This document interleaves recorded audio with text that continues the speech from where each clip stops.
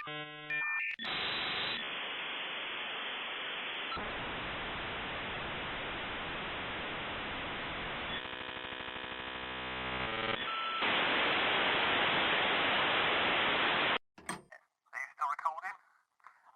We'll do the clap sync and a marker. Okay. Ready? Right. 3, 2, 1, mark. Oh, got it. That was it. On your mark, get set. We're riding on the Clueless internet, cyberspace, set free. Hello, virtual reality. Interactive appetite, searching for a website, a window to the world, got to get online. Take a spin, now you're in with the techno set. You're going surfing on the Clueless internet. Hello, everyone, and welcome to the Clueless Internet podcast. It's episode 18.9. I am your host, Alex. I'm joined once again by my wonderful co-host, Howard. Hello there. And what week are we in now? I say that at the start of every one of these episodes now, but I think it's week 13. It's whatever 14? week you want it to be, baby. Good, week 1. This is week 1 of the lockdown. Welcome to your guide on how to survive. Don't listen to us. I feel like I'm going insane already. There's been so much that's been happening literally in the past few days. Have you been keeping up with sort of what's been going on in the news lately? In the real world? I've been mostly keeping up with still keeping up with the police brutality. I haven't really kept up with much else other than I've been watching a lot of the there's a lot of speeches online people have recorded from BLM events and protests, and there was a Dave Chappelle special I think I sent you. Oh, what is it called? It's Numbers, isn't it? The title is Numbers. It's 8:46, which is the amount of time they knelt on the man's neck. That's on it, George Floyd's neck. Right. It's only a half an hour special. It's not comedy. There are some jokes in there. He tries to bring some levity to because it's a really heavy subject that he covers, but he covers it as adeptly as he covers most things. Like I don't agree with Chappelle on everything. He's quite an opinionated man, but he's quite a polarizing character. Yeah, but he's an incredible storyteller, and he's I think I said to someone online, he's just honest. Like he'll be the first person to tell you that he's flawed, kind of thing. He acknowledges that kind of thing, but yeah, it's a very important message what he says. So I encourage everyone, even if you're not into his comedy, you won't run into any of that polarization in this. It's nothing to do with it. It's a statement essentially on George Floyd. He's just saying everyone should watch it essentially. We'll leave a link to it in the description at Yes. cluelessinter.net. It is a good watch. Like I was listening to it earlier today, and it's about half an hour. Did you say? But it felt like 10 minutes because it was just I think I was so zoned into what he was saying. Everything was just he condensed everything that needed to be said, and he managed to say it in half an hour. It's ridiculous how, again, another thing I said, he's not just a comedian, he's a raconteur as well, which is someone who can essentially summarize a story with the most important parts. Essentially, just a storyteller, essentially.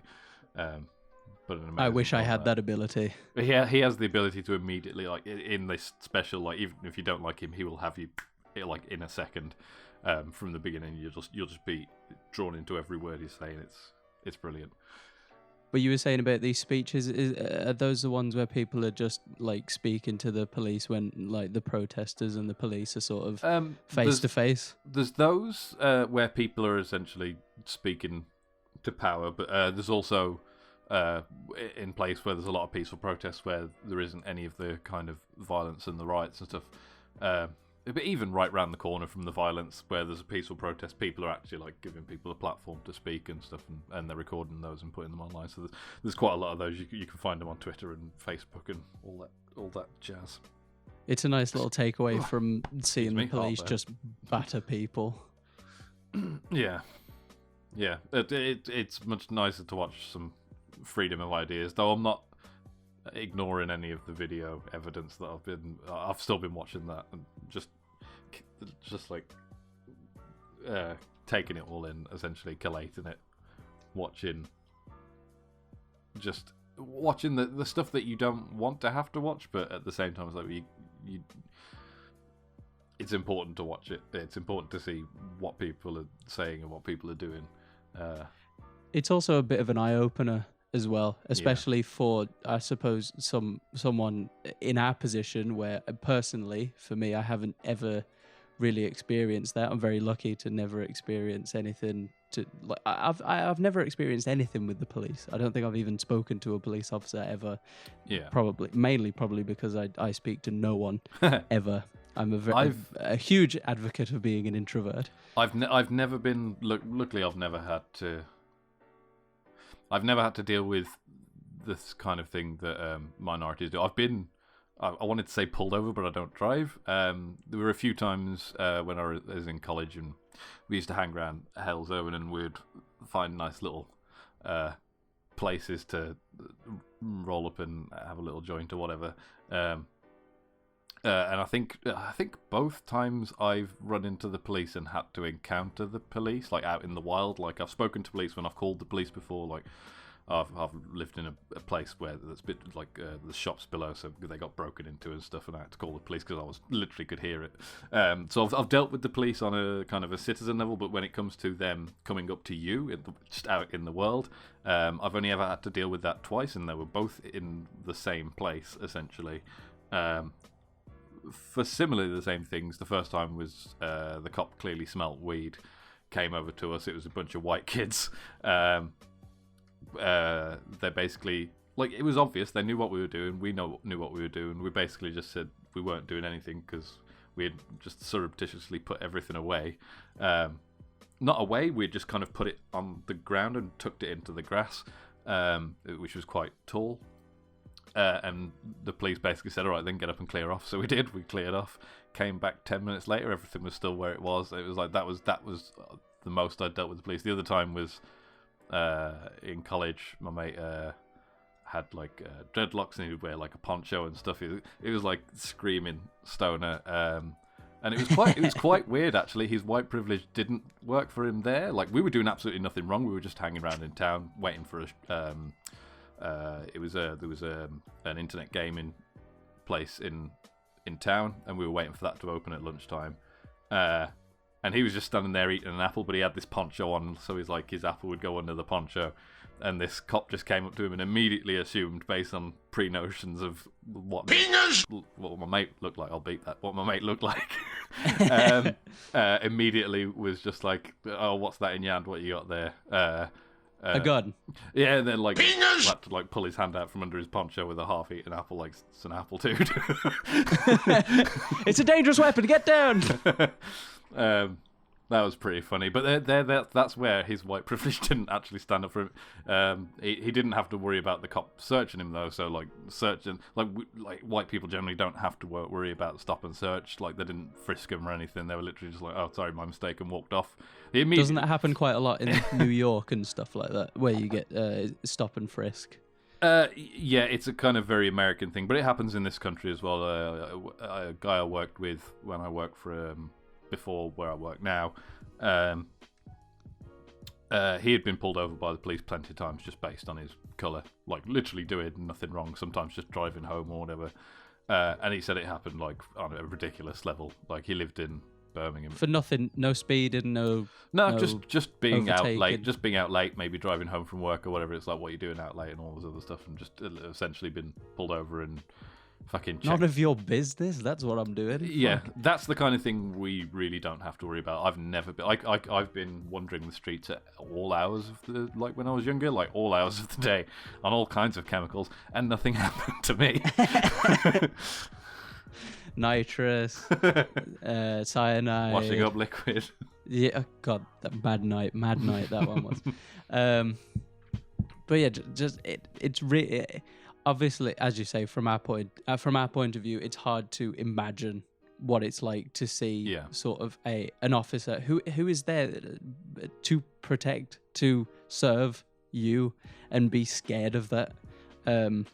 like I saw a clip of this this little girl who saw an officer just walking along and broke down, just started to cry, just because the officer was just coming her way. Just the fear of that. I can't imagine that being instilled into you, even at that age. I think she was only like 5 or something, a young black girl, and oh God, I cannot imagine. I cannot imagine having a fear of someone who's there to serve. I mean, I know we all sort of fear the government, but that's sort of the upper echelons as opposed to the people that are on the street. I mean, you had that one sheriff, I think we mentioned last episode, who sort of just was like, we're for the same thing, and I think that's a good start, I think. But then you have a lot of and that guy we mentioned, luckily, like, that never came back to haunt us. That guy, as far as I can tell from news coverage of what's been going on in that town, that support that he showed in that initial video has continued. He wasn't one of those groups of police that knelt and then immediately fucking an hour later attacked peaceful protesters.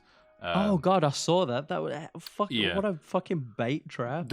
There were a bunch of those. Loads of those happened. I think basically because of that guy's good actions in Flint, Michigan, everyone went. All the other police enforcements were like, "Oh, we've got an idea," and they took advantage of that essentially. Took advantage of people's seemingly good nature. I mean, because a lot of people are, I would say, would like to see the good in people rather than automatically being cynical of people, which is, I assume, why they try to take advantage of that. But it's disgusting. I haven't really seen a lot of clips since the last time we recorded, just for the simple fact I've been trying to look at other things as well, and just sort of seeing the I would say sort of the nicer sides, where you have people just being able to speak instead of just shouting matches and violence and stuff like that. We had it here as well in London. We had I think, wasn't it sort of quite a right-wing activist coming out as well, just to try and start fights, and it just, oh God, it just looked like it was getting a bit crazy. It looked scary. I mean, if I was going out to peacefully protest, my intention was to peacefully protest, and then just all this shit started to hit the fan in front of me, I would be scared. I would be running. Frankly, you wouldn't be able to stop me from running. There's a video I saw the other day of I've got it here on Twitter. We don't need to watch it now. Watch it later if you want. I'll put it in the links. It's basically there was a bloke being arrested, and again, it doesn't matter what they've done. It was literally like one guy against like so many police with like assault weapons and stuff, and they're all aiming. He was peacefully, like, had his hands on the street or in his home. On the street, initially it's like 2 or 3 cop cars, and then like more and more cars appear, and they're all like aiming like assault weapons at him essentially. And there's just one woman screaming at them essentially that they don't need their weapons, put the weapons down. He's clearly just someone come over and arrest him essentially, and they spend a whole 2 minutes basically trying to reason with her, and she just has none of it. She stands there the entire time just screaming at them. Like, they've all got assault rifles, so just one pop could she would be gone, and she's literally just standing there just screaming at them until eventually they all just put their weapons down and someone comes over. It's like she's literally filming it the whole time, so they eventually some sense of logic got into them, and they come over and just arrest the man. Like, you should have done 2 minutes ago. It took 2 minutes of a woman screaming at them to put their fucking weapons down and just arrest the guy. What did he do? Fuck knows, doesn't matter. He's like, like, there's a clear picture of him, and the way he's on his knees, he's got his hands behind his head, he's complied. There's no way he could go get to a weapon before they would fucking Swiss cheese him, so there was no reason why they couldn't literally just walk up and arrest him, and that was the point she was making. It's like, you can literally just someone put your fucking weapons down and someone just come and arrest him. Like, she wasn't like trying to get him away from these. She was literally just come and arrest him, you fucking idiots, essentially. Don't shoot up the whole fucking street. Yeah, you've got a fucking firing squad, and it's like, fuck me. But yeah, I'll put the link to that. I've basically just told you what happens anyway. without all the But you can without all go the and screaming. watch it which, with your own eyes. Puts just a fear of God into your heart. Yeah, I can't even. I mean, I suppose even just someone screaming at me, I wouldn't know what to do in public if someone was just screaming at my face. I've seen so many videos of just people getting into altercations online, and I think, oh yeah, shit, they were doing the right thing recording, but I can't imagine what I would do. I hope I would get my phone out and start recording and make sure people saw it. Talking about that, I did see one. It was a 15-minute video that I saw on Reddit, and it was officers trying to make their way into some guy's house, and he was recording for like a good 15 minutes, and they sort of just forced their way in, and his daughter or son was in there, and I no idea what he did, no idea if he did anything or what was reported or anything, but they didn't have a warrant. They forced their way into his apartment. He was recording it all, thankfully, because that's another point. How many of these aren't recorded? Yeah. As opposed to probably I'm gonna say a small group that are recorded. How many of these aren't recorded? And it was sort of just an unreal thing. There's a warrant that they can get. I don't know if that's the case in this video. I don't think the video is recording early enough, but there's a type of warrant that the police can get now that means they don't have to announce when they enter a house. Like it's part of the rules of the law that the police have to announce themselves if they're entering. Like, is that the no-knock law? Yeah. So you'd see like in TV and stuff, you hear like police open up, and as they're saying police open up, they smash the door down. If they're not asking them to open up, they're literally saying we're opening the door, essentially. But that's the etiquette. Like, you announce that way, the person inside knows not to try anything. Literally just like, well, they can try something if they want, but then they know they're getting fucking there was a case a couple of years ago where they had one of these warrants, the no-knock warrant. They entered, and the guy defended his property against plainclothes. Like, they weren't in uniform, they were plainclothes officers. He thought they were literally people breaking into his house. They were plainclothes? Yeah. How is that allowed? It was a no-knock plainclothes unit entered his house, so he tried to defend his property. And it's like, what did you expect? He had every right to defend his property. He had every right to kill every single one of you. Yeah, and that's get away intruders. with it. That's just intruders. That's not law enforcement. That's just intruders. Yeah, if you don't announce yourself, he has no way of differentiating you from an intruder, and has every right to murder you on his property. Oh, I think wasn't this the case? Didn't his girlfriend actually got killed in this? I can't remember now. I'd have to go back and look at the case again. If I'm right, I'm pretty sure that he if it is the case that I'm thinking of, I'm pretty sure his girlfriend got shot 8 times, was killed. I'm assuming he got shot as well. Yeah, I think he recovered and she died of her injuries. I can't remember. It's been a while. I'd need to look at it again. You are right. This because this has been in the news lately. Then that's the only reason that I know about the no knock rule, because it's I think it's up for contention now in either the Supreme Court. However America runs, it's in contention of the High Court. I think the state that they were in, it's been outlawed now.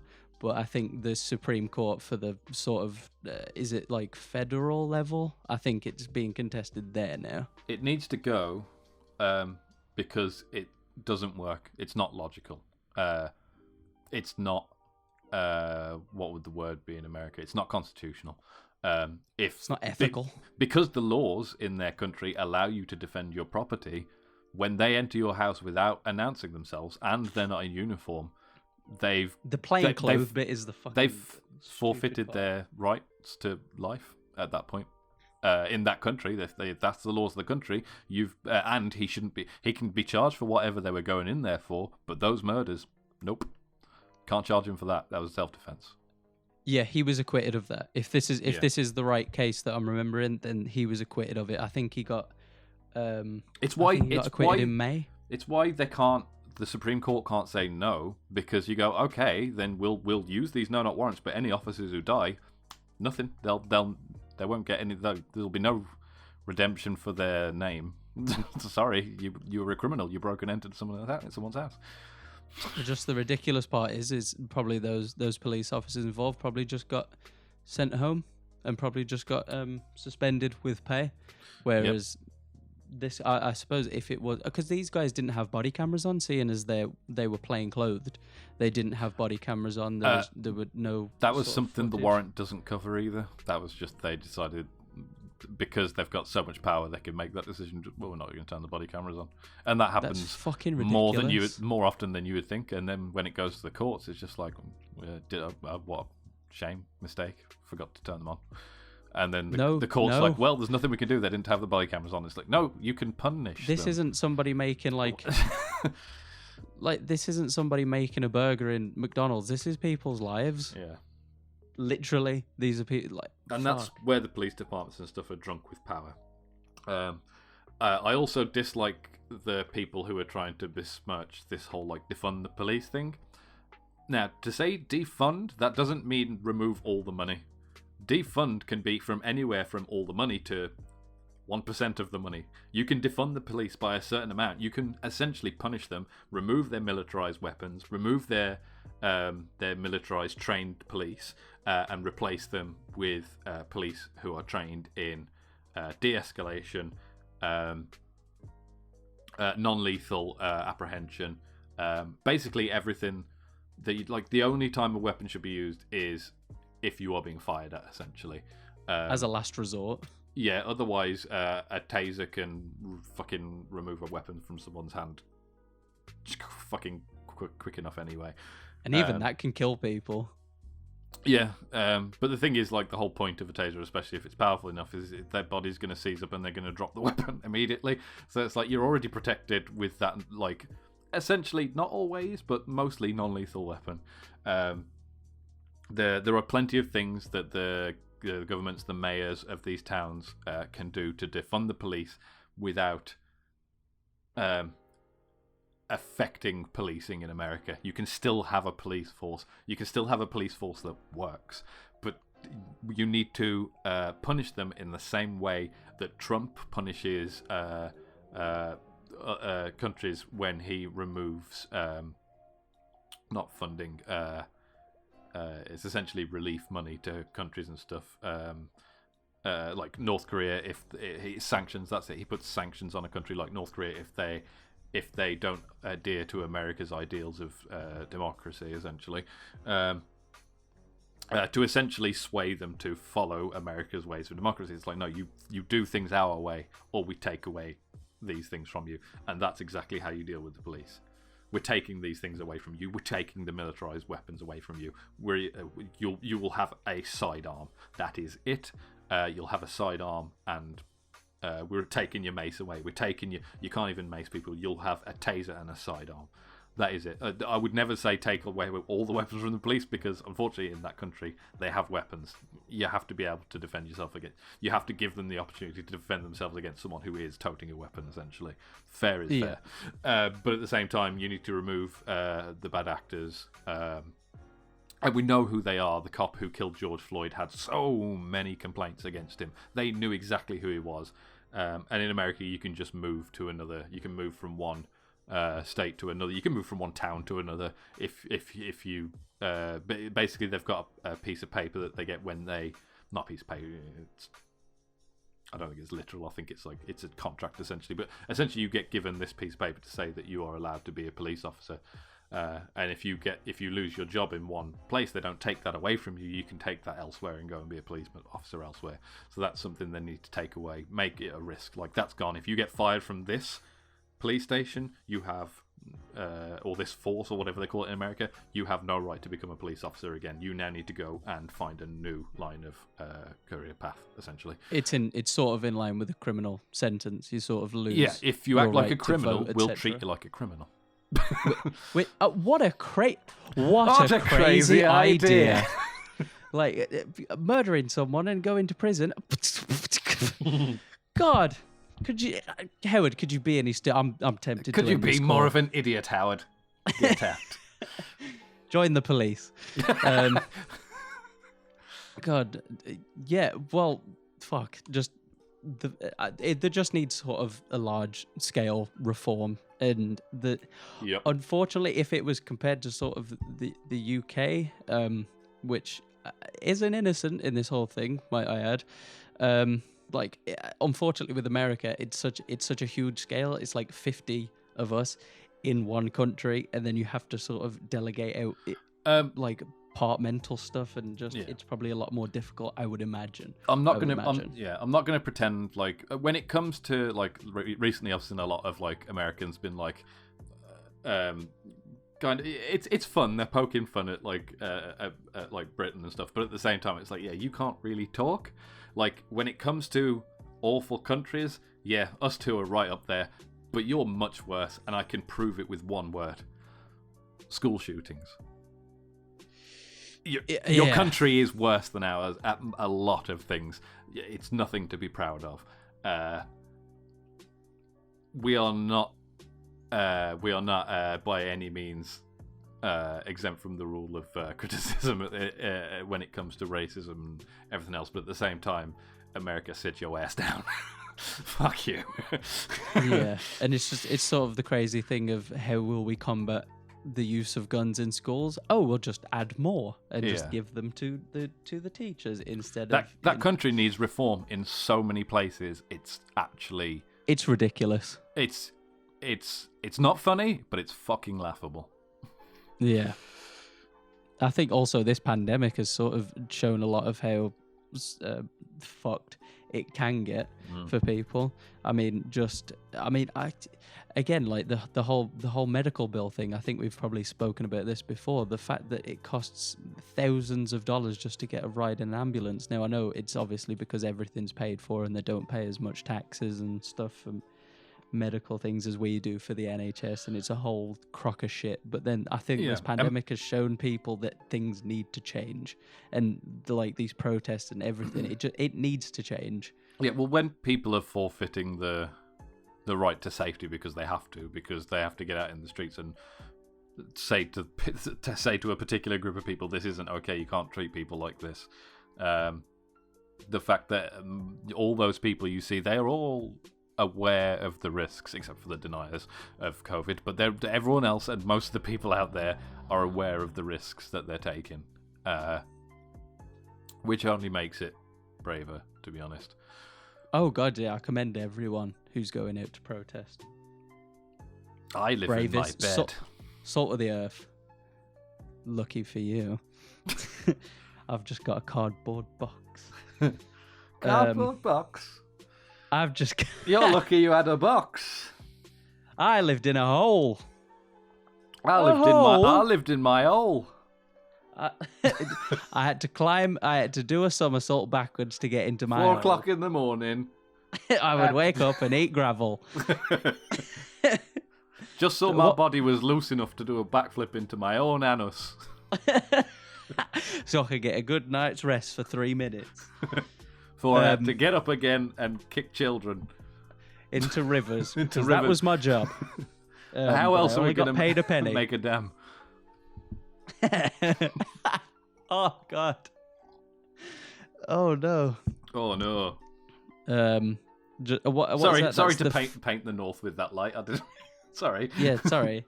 I wasn't doing a northern accent. I think I was just doing my own. I eat gravel for fun. What is that called? The four Yorkshire men. It's a improv scene. I think it's more of. I think you just get worse and worse. It's a sketch that started. It started off as a sketch. It's become an improv scene because so many people have done it, and you're not just going to do this original jokes. It's the same premise every time, but they do it with different lines. Essentially, the point of it now is to one up everyone. Essentially, yeah. But it did start out as a written sketch. I can't remember what show it was on. But it was before Monty Python. It was John Cleese, Marty Feldman. I think one of them was Frost from the Frost Report, and someone else, Graham Chapman maybe. But it's a sketch in black and white. If you search for the Four Yorkshiremen, you'll find it on YouTube. You'll probably find that one and a multitude more. Yes. We may even make one, but it'll be 2 Yorkshiremen instead of 4 because we don't have friends. I think Rowan Atkinson did a particularly good one, actually. Talking of him again. Just him on his own, or no, with a group of people. I can't remember who he did it with. I just remember it being funny. I'll have to search that one up.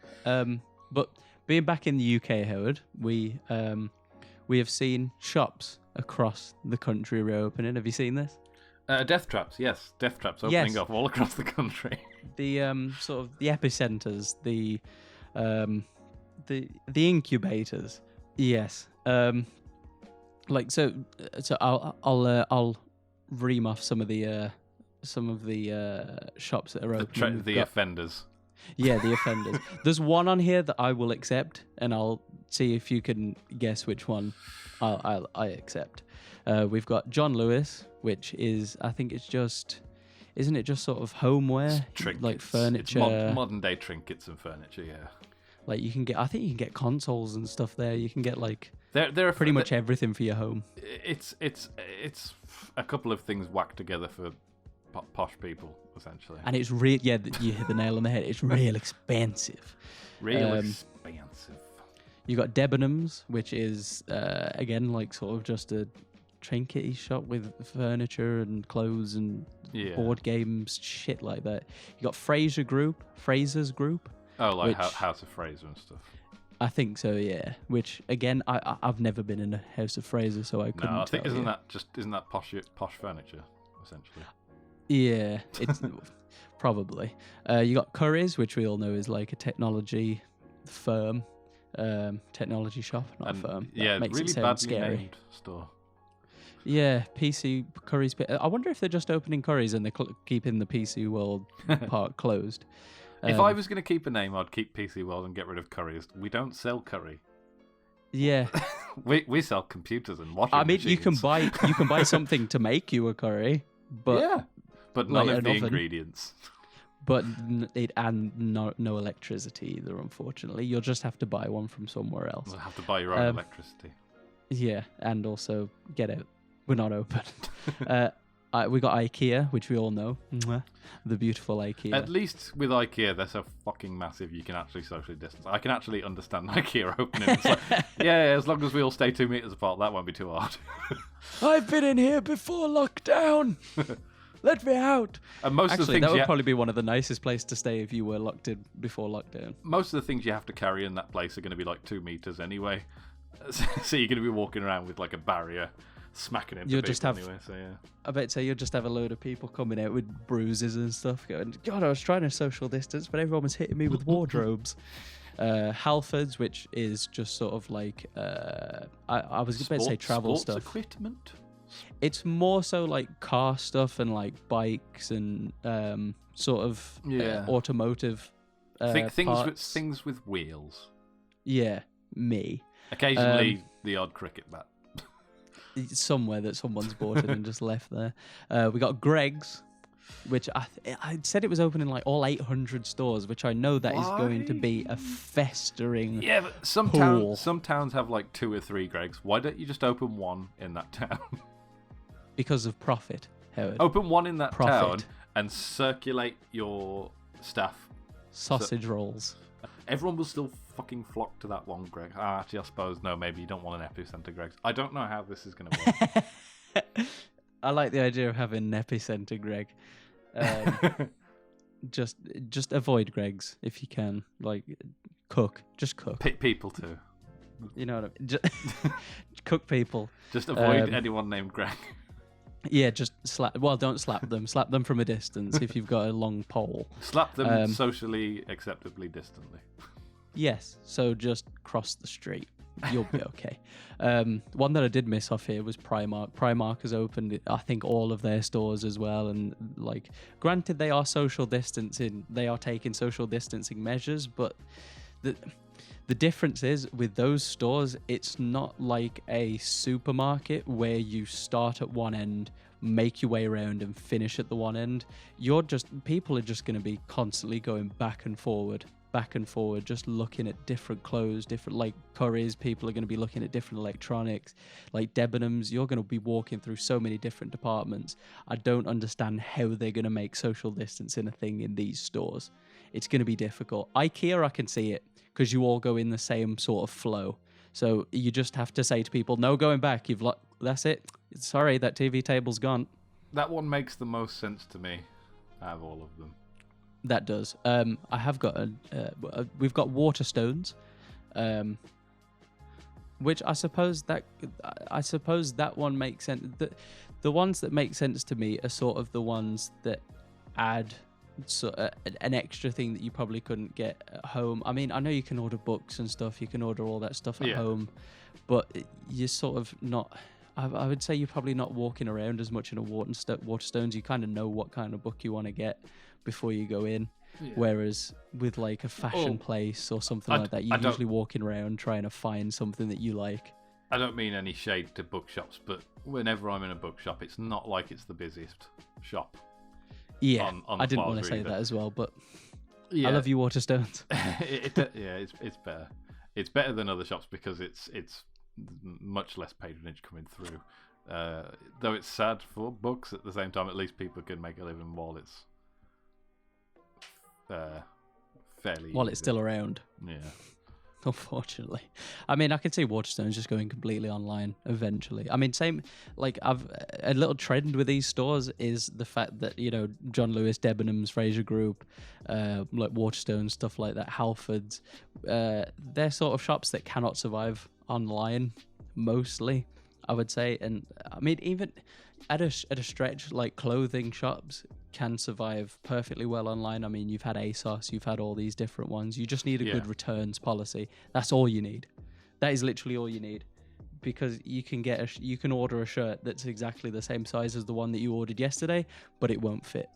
And if you have a shitty returns policy, I'm never buying from you again. And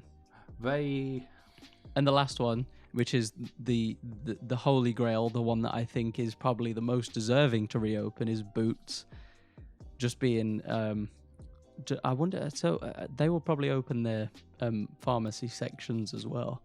And that is probably the only one that I can see as being a true benefit to people for it reopening. Yeah, well, I know someone who's got to go back and work at Boots in the optical area, and hopefully I'm hoping that they are introducing, because obviously when it comes to the optical, you have to be pretty fucking close. Optical advisors and opticians, you have to be really close to the people's face. So I'm really hoping they've developed like a plexi situation so that you can still use your gloved hands on their face and stuff, but essentially keep yourselves separated. Because that is... You wrap the person in glass. It would be the cheapest and most sensible option, essentially, because then you've just got your own little booth. People can come up to the booth and you can be like, right, and then, I'm sure these shops have sort of thought about methods to bring people back. I don't know how prevalent suing is in this country, but I suppose they don't want a lawsuit on their hands. Yeah, no.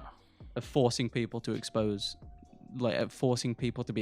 to this, because unfortunately a lot of these shops, Greggs, like Waterstones, IKEA, probably Currys and stuff like that, a lot of these shops, the people that are on the ground are minimum wage and are probably being essentially forced to go back to work, because it's like your pay. I mean, if any of these shops have got furlough plans going on, they'll probably say you either come to work or that's it. You know, you've got no furlough. You may have family at home. I'm hoping that these stores will allow people to stay at home if they have family members at home that are particularly at risk, or are around people who are particularly at risk. But knowing the top dogs in business, I sincerely hope that they implement something like that. I hope they have a bit of compassion for people, because it's not fair being forced back. I'll have something to say about it. But so those are all. I think those are all the English stores that are back open. More will probably open in a few days or something, as Bojo is making announcements of shops being open. I think I saw somebody tweeting about him making a video saying, "Oh, it's perfectly fine to shop. It's perfectly fine to go out to the shops and be around people in a completely empty shopping centre, away from anyone." Well, I mean, talking about British people being shits. Literally, I think it was literally today. New Zealand, New Zealand has been lockdown free for a while, has been COVID free for a while, just because they took proper precautions. on this front, amazing what New Zealand managed to do. Massive props to their Prime Minister. I know what story you're talking about, this case where there was a case of 2 British women who were going to a funeral over there. They were allowed in under special circumstances by New Zealand.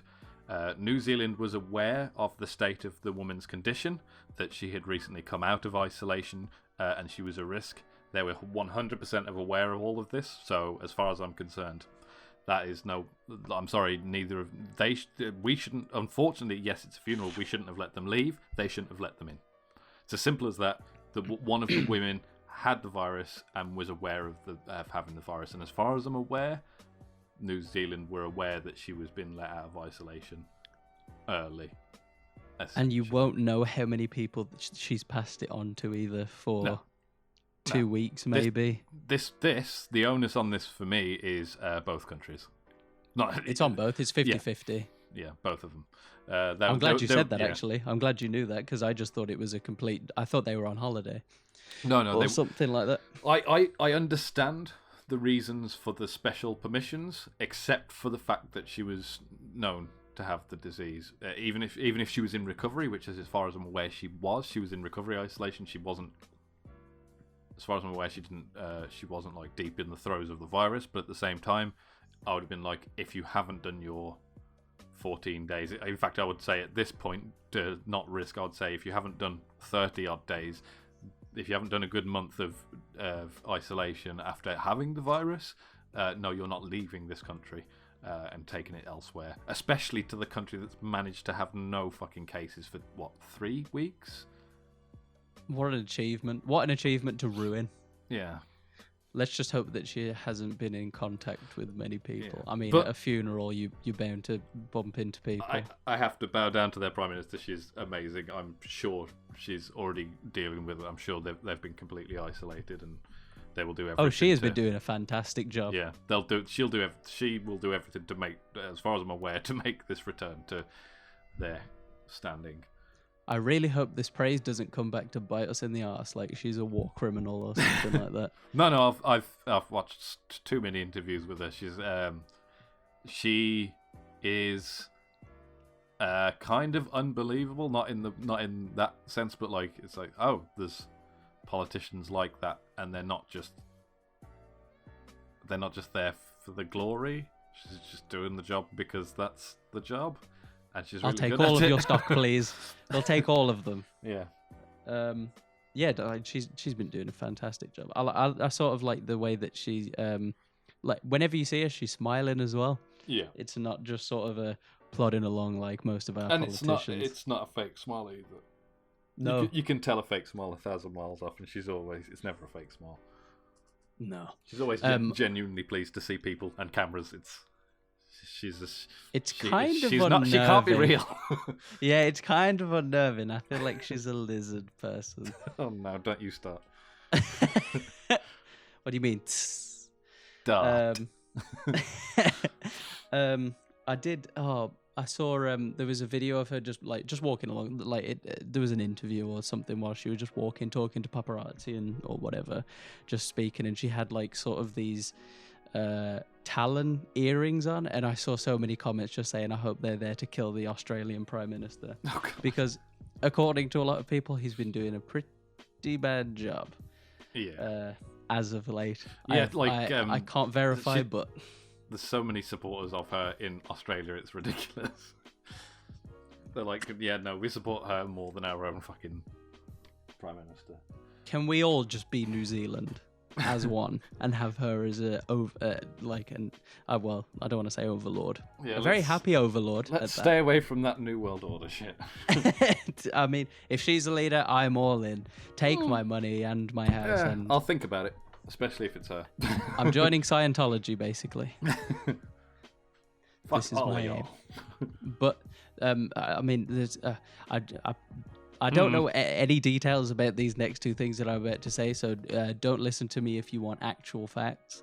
But I think it was like today or yesterday there was an American fighter jet or something that crash landed near the south of England or like it was near the border. I think it was like an F1 plane, something like that. And also, there's rumblings of World War III again with North Korea. Oh god, there's always rumblings with.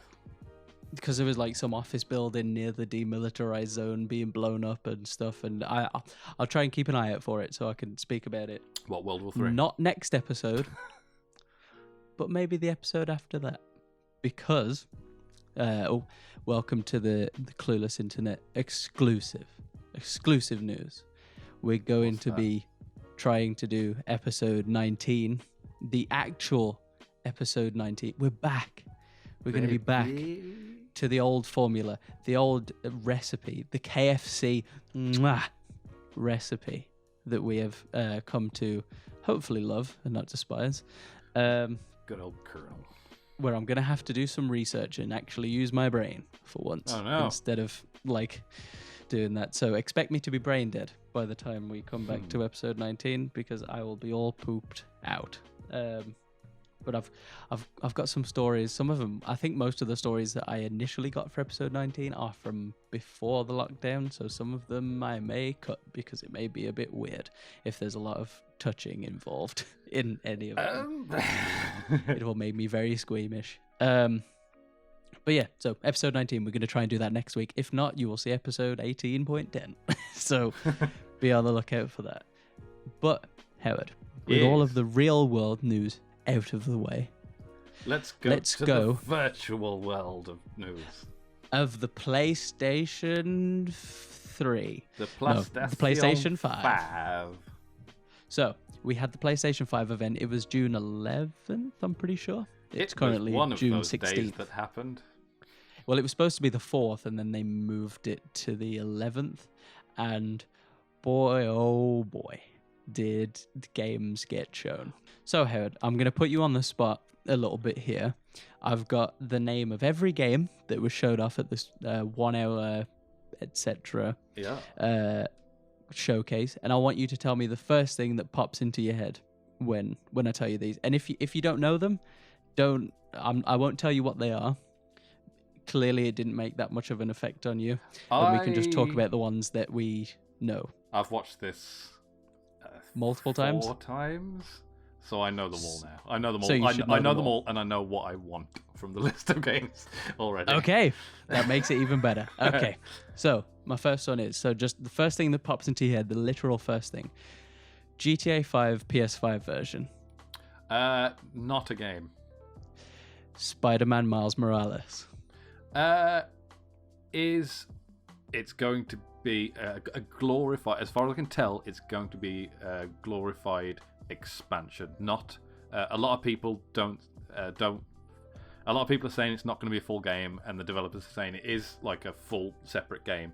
And what people are forgetting is, in the past we used to have these things called expansion packs, which could be completely separate entities, but they were still expansions to the original.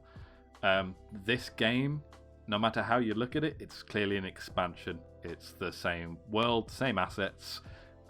It's a different character. It'll have different story, different everything else, but it is an expansion to the original game. And there's no way they would have been able to build a game that quickly, essentially from the ground up. It's not Spider-Man 2, which is why it doesn't have a 2 in the title. It's Spider-Man Miles Morales. It's like Infamous Second. Was it Second Son? Second Son. And then no, not Second Son, because Infamous Second Son was like the second Infamous. But there were like 2 expansions. Oh no, wait, there was Infamous 2, wasn't there? So Infamous Second Son was a fully separate game. It was built brand new from the ground up, but then there was an expansion to that. It wasn't so much DLC, because DLC kind of expands the current product, whereas an expansion pack takes the current product's assets. So basically, think Counter-Strike, because that's what Counter-Strike was originally. It was just an asset flip of Half-Life with new programming in it. And that's essentially what this is. It's an asset flip, not in bad by any means, but at the same time, I don't want people to be disappointed when it comes out and it's maybe not quite as long as the first game. Maybe the story's not quite as in depth. Maybe there's a lot less side missions and stuff. I don't want people to be disappointed. I think this is actually going to be a launch for a bigger Marvel universe on Sony. Yeah. Especially a bigger Spider-Verse, because that has proven to be very popular. And I'm really hoping that that's going to be the case.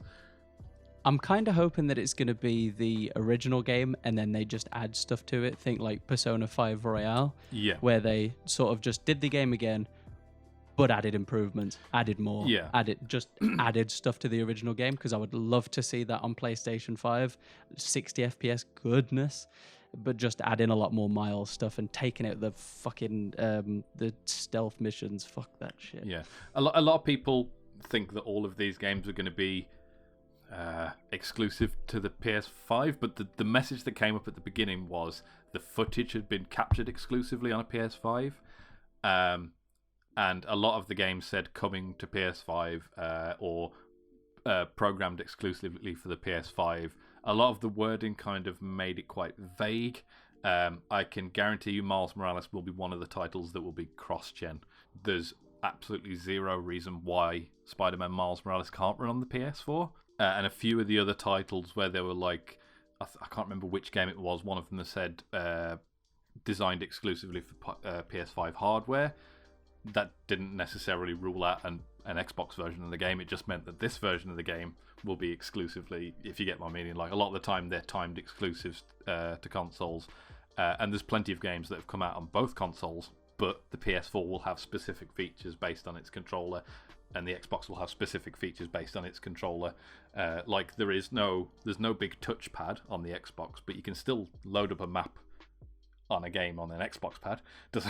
It's just mapped to a different button. Yeah, essentially. So it's like, and like all the PlayStation since the PS3 have had the gyroscopic controller in the pad, so you can put extra controls in the game essentially, so people can fly things with the pad, whereas you wouldn't be able to do it on the Xbox. Doesn't necessarily mean that this game's going to be, all of these games will be exclusive to A, Sony, and B, PS5.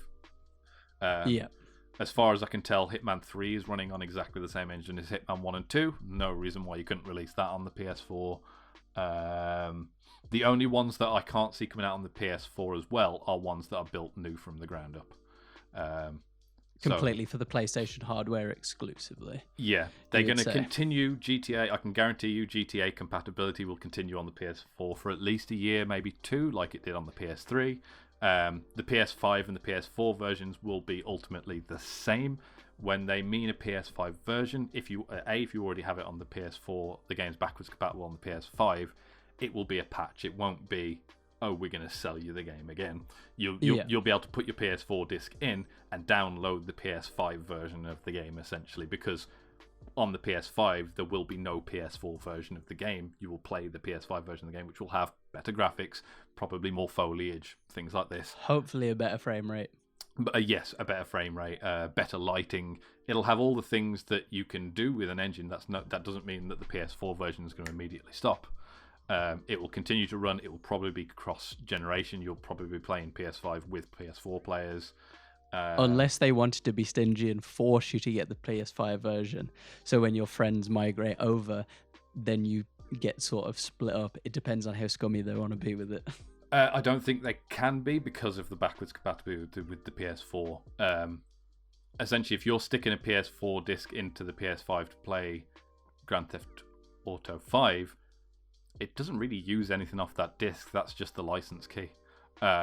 Most like 90% of the files are stored on the hard drive, so there's no reason why Sony and Rockstar would continuously host both versions of the game for one console, because then you got to figure out how to run. You got to run the PS4 version on that console on the servers. You got to run the PS5 version on the console on that servers. You've got to deal with any conflicts that arises with, and you've got to deal with the fact that the PS4 still has PS4 version of it running. Much easier to just split it into two versions. If you're playing it on the PS5, you will be playing the PS5 patched version. And this is speculation, but I can't see me being wrong. This kind of shit happened with PS3 to PS4. If you bought the game on the PS3, a lot of the time the PS4 version just allowed you to download the PS4 version. I've got multiple games that I bought on the PS3, which when I moved to the PS4, they just gave me a download of the PS4 version. I didn't have to buy it again. They were just like, this is the most up-to-date version of the game. Basically, here you go. Enjoy. We've discontinued support the PS3 version, so therefore this is the most up-to-date version of the game. There you go. You bought it. There's no need. We to don't buy want you it to again. lose the game. Well, there's no need to buy it again, essentially, because that game's entirely digital, and if it can run on the PS4, then there's no need for me to buy it again, unless they've actually done some work to remaster it. Whereas this expanded version of GTA isn't going to be a remaster. It's not going to take a lot of work. Most of the stuff's probably there from experimental builds that they removed for stability in there. They can just like, well, fuck it, leave it in. Yeah. Essentially. So we'll carry on. So that was your first thing that came to your head for Miles Morales. Yeah, not it's basically it's not quite what it looks like it's going to be. I don't think. But same with exactly the same with GTA, which is why I said not a game announcement really. I think that must have been why they put it at the start, because this is in order. Yeah. This is in order that they showed it on the stream as well. Miles Morales was the most surprising to me. I had no idea anything like of Spider-Man would be coming, especially because it said holiday 2020, which means launch. So it's going to be a launch title. I really did not see that coming. It was very surprising. I was expecting like 2022 or 2023 even, something like that. Which is what, again, I can't leads me to imagine believe it's going to be a glorified expansion, which is, there's nothing wrong with that. And most glorified expansions allow you to buy it separate from the initial game. Which I hope. Yeah. I hope so. It's only DLCs where it's like, no, you need the original game to play this DLC. An expansion usually is its own entity. Yeah. My next one for you, Howard, is Gran Turismo 7. First thing that comes to your head. Expected. Expected? Yeah. You can't not have Gran Turismo. It's synonymous with the PlayStation. I feel like you're going to say similar for the next one. Ratchet and Clank Rift Apart. Actually, I didn't expect this one. I kind of expected them to do something with it because they recently did an animated movie of Ratchet and Clank. So I had a feeling they were trying to rebuild the IP. So kind of expected, but I didn't see this. I didn't see this happening now. Anyway, I didn't see it being a launch game. I can't remember if it said it was actually.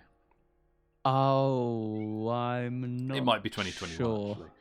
I think it's most likely 20. I think the majority of these games are 2021. Yeah. With a few exceptions, probably for games that aren't as.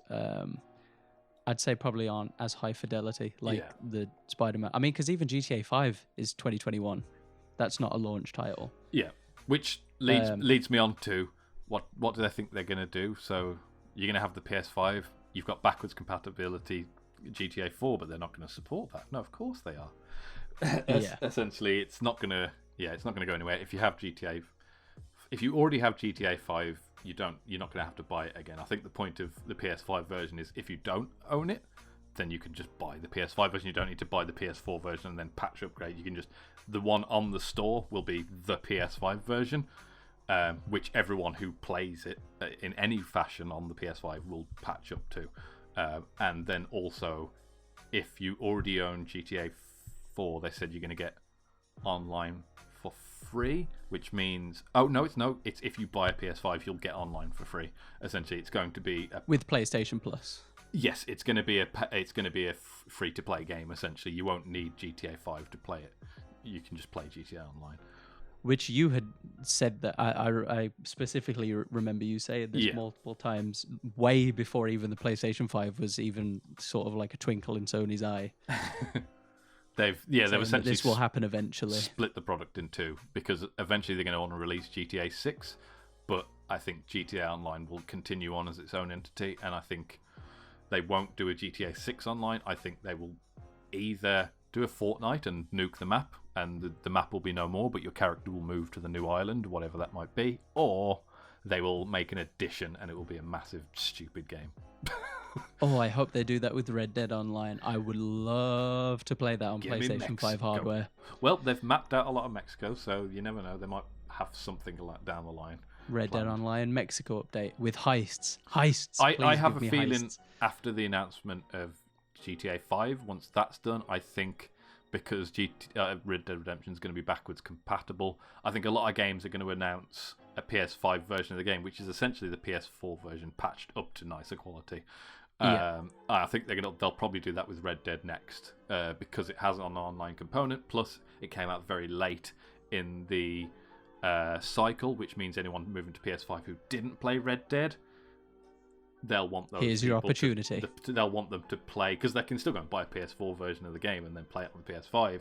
So Rockstar might as well be offering you the highest fidelity version of the game. It will attract more players for very little amount of work, essentially. For me to kill online. Yeah, and I think anyone with online properties currently, this is all speculation, but I can guarantee you, if you already have an online kind of free-to-play game on the PS4 or continuous online, like constantly online game, and they want to continue making money, they're going to move to the PS5, and you won't have to pay anything to keep playing. They will essentially up-res the game, because this is what people get confused with the PS3 and PS4. It's not actually a lot of work to do this thing. It's not really worth another $30 of your money. It's a couple of weeks, maybe a couple of months worth of work. And it's a little bit of programming. And as long as they can attract people to these online platforms with the nice new free versions of the game, free upgrades for people who already own it kind of thing, and it does mean that they can then sell the PS5, because they can discontinue the PS4 physical version and start selling it as the PS5 physical version. There's nothing wrong with that. That's mostly for people who don't own it, because if you already own it, you're not going to have to go and buy that PS5 version of the game. That's purely for people who, like I've said, haven't got a game already. That's for people who just want to play Red Dead Redemption and actually be able to hear their TV over their console. My next one for you is yes. Project Athia. Didn't really see enough. Impressed with what I saw. Need to see more. It was more just sort of showcasing the visuals, rather than. Was there any gameplay? It looked like it wasn't really a gameplay trailer, but it looked like what small footage they showed you was gameplay by the look of it. Okay. It didn't look like a cutscene. It was definitely in-engine, but it looked like they were just kind of showing you, like, look, it's going to be one of these games where you kind of leap into the air and can, like, do these ridiculous, like, fucking... I think that was the one where you saw her do a thing and, like, some, like weeds grow out the ground. Oh, yes, and it encased that dog. Yeah, I think it's going to be a kind of... it kind of gave me Monster Hunter vibes. Yeah. My next one is Stray, the cat game. Stray, yes, please. Kitties. It does look. It looks so cute, and also very futuristic. Yeah, I've wanted a game where you can play as something like a cat for so long. Like, it's. I don't know how someone hasn't done it earlier. They're the perfect protagonist for a game. Just knock things off shelves. I mean, there was that one cat game where you could knock things off shelves, but it looked fucking awful. I'm thinking. And whereas this looks. Mwah. Well, I'm thinking a traversal. I think like a cat. You couldn't pick a better animal for traversal. Parkour. Traversal physics and animation. Like, it's going to be really a fun way to get around the city. I just wonder how it's going to grip you, because obviously you won't. I wonder if there'll be a language, or if it'll just sort of be a silent, not a silent game, but no sort of dialogue. The computers kind of talk with like pictures on their screen faces. I think it's going to be mostly like implied, implied kind of story essentially, but it'll probably be like a little free roam. It'll either be a little like free roam kind of Tokyo City, or it'll be like a linear thing where it's like you can't really go wrong. Yeah, that would be quite nice. There were a few like that. If it is that sort of way, it's in sort of stoner game level. Yeah. Well, cats are the kind of creatures without boundaries as well, so to make a linear game with cats would be entirely stupid. I think it needs to be kind of, even if it's not massive, it needs to be a free roam city, because cats just roam free. That's what they do. Yeah. It's the nature of them. So to make a game, it would feel very against the grain of what you're trying to accomplish with a game about cats. I suppose you could, with that sort of thinking, you could probably make a map that is in relative size the same as Red Dead Redemption 2, but is a lot smaller. But because you're cat size. Oh, actually, that would be awesome. Be much quicker getting around than keep jumping on and off that horse. I think just the thing that they didn't show us is that you're actually an assassin, and this is the actual sequel to the Assassin's Creed series. Yeah, I could tell that the footage captured was in engine, and I could tell that the animations weren't cinematic animations. Like when you saw the cat move from walking position to that kind of crouch to the jump, and it jumped up onto an awning and then walked across and jumped on something else, you could see the cuts between the animations. You could see the seams of the animation that looked like in-game animations for the cat. Yes, which is it looked like somebody was playing. Which is what immediately made me think straight away, was like, before they even said like the game was called Stray, I was like, you play as the cat. All of the animations for the robots are far too robotic. Robotic, but also like really well mapped out. It's much harder to make animations for something that has to constantly be alive in the game, whereas robots can kind of stick to one portion and maybe have a few animations, so they're really worked out and look quite professional. But then the rest of the time, it's like, no, we've got to figure out how to make this cat jump from this ledge to that ledge and make it look realistic. So we have to do multiple separate animations and seam them together somehow, and that was very obvious. Obviously, they'll smooth that out, but it was very obvious in the movements. Did it have I'm trying to picture it in my head. I don't have the video up currently, but did it have sort of a little backpack on? Yes, it looks like maybe like a drug pouch. No, I was gonna say it looks like it might be a kind of Death Stranding game for cats, essentially, where you are a delivery cat. That's what I was thinking. That could be awesome. I wonder how dark they'll go with it. I wonder how dark the deliveries will be. But yeah, I am excited for that one. Are puppers, dogs. Oh.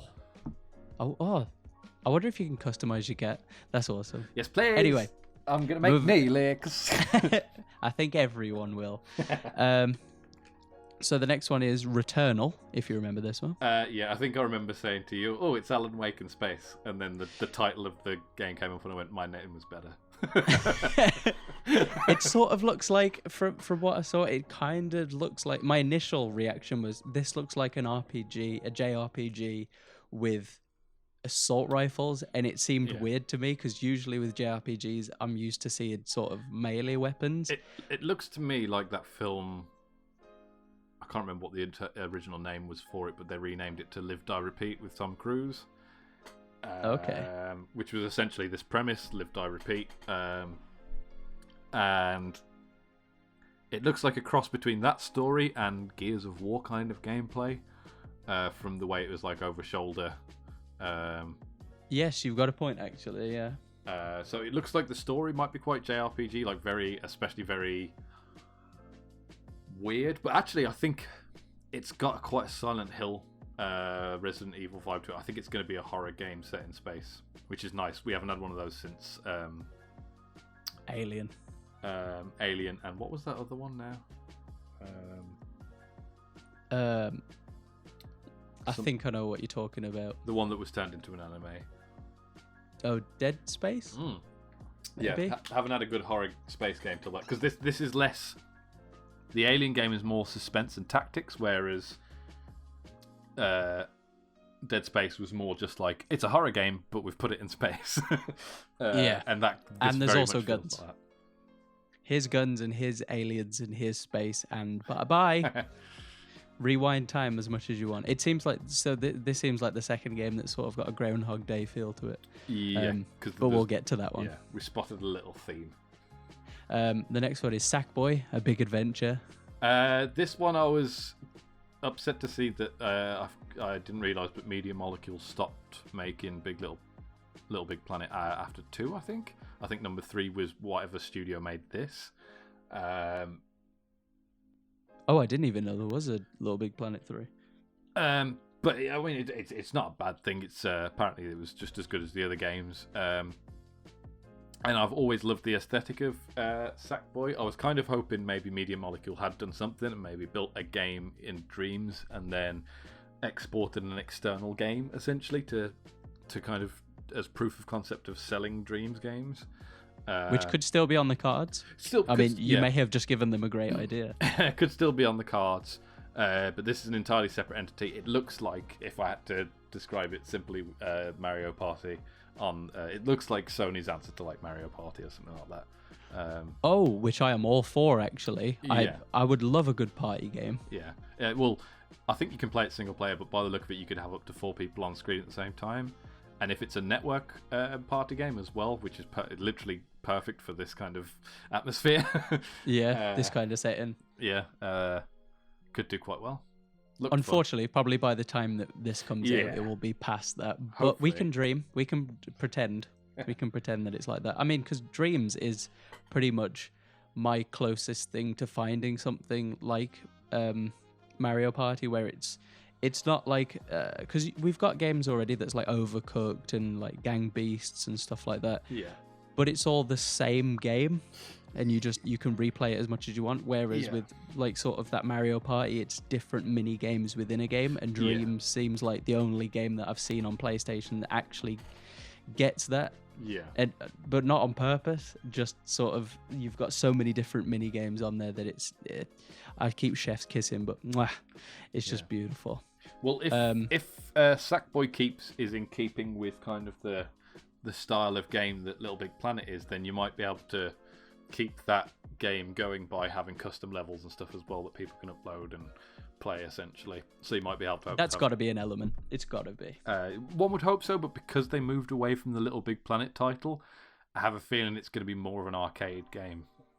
Nice if they do put the custom option in there though, but we'll see. I would hope so. The next one that we got is Destruction All Stars. I think I said this one definitely looked like Rocket League mixed with the kind of games of like Tron in the movie Tron, where it's like a battle to the death but with vehicles. Feels very much like that, and having like all the arena kind of. The arena looks nothing like a Tron arena, but it looks like a Rocket League arena. So it kind of looks like a mix between those games. So Destruction Derby Rocket League. Next one is Kenna Bridge of Spirits. This one, I've got to say, I actually, after watching the conference a few more times, is the one that I like the best. This is your top pick. Yeah, it's the best looking original IP. It looks like it's actually a well developed story. From the voice acting, the little voice acting and cinematics we saw, it looks like it looks like an indie team has produced something that I would say looks on par with the quality of like DreamWorks kind of movies and Disney movies. For the art style, it's pretty gorgeous. A lot of the time, I'm not really turned on by like cartoony aesthetic. I prefer more realism in my games. I do like an art style. I don't like I'm not that interested in fully cartoon games like with Ratchet and Clank. As much as I enjoy those games, the gameplay, it was always too cartoony for me. But with this, it feels like the perfect kind of blend of like, looks like an animation kind of come to life in a computer game, and I'm interested in the mechanics of the game and the whole like turning villains into like the spirits of the forest. It felt very Avatar, The Last Airbender. I was waiting for you to say that. Yeah, everything about it was like yes. And I love those little I suppose their little spirits remind me of Studio Ghibli. Yeah, absolutely. Spirited Away sort of style, and it does interest me. I can't see myself buying it per se, but I will definitely be keeping an eye out for more gameplay of it. That's something and we'll see if it impresses me more. It depends what they show us next, but it looks like something I would definitely play just for the amount of work it looks like they've put into it. And because it's an indie team, it's probably not going to be AAA pricing either. Oh, very true. You got a good point. I'll be needing to save every single penny I can trying to get the console and games. That's the kind of thing when I was saying earlier, games that won't be on the PS4, that's something that's being built, as far as I can tell, that's built ground up for the PS5. I don't think you'll see that on the PS4. Yeah. Same as Destruction All-Stars, it's probably the same as Sackboy, the same as Stray, Returnal, Athia you won't see. I think Ratchet and Clank you might see because they might see a lower quality version of it, essentially graphic wise, because it's so synonymous with Sony. Yeah, I would say probably Sackboy. From the ones that we've talked about so far, I'd say probably Spider-Man, Ratchet and Clank, Sackboy. Just those three. I would say. I would say possibly Destruction All Stars. Possibly. The quality of the game looked like it could easily be on a PS4.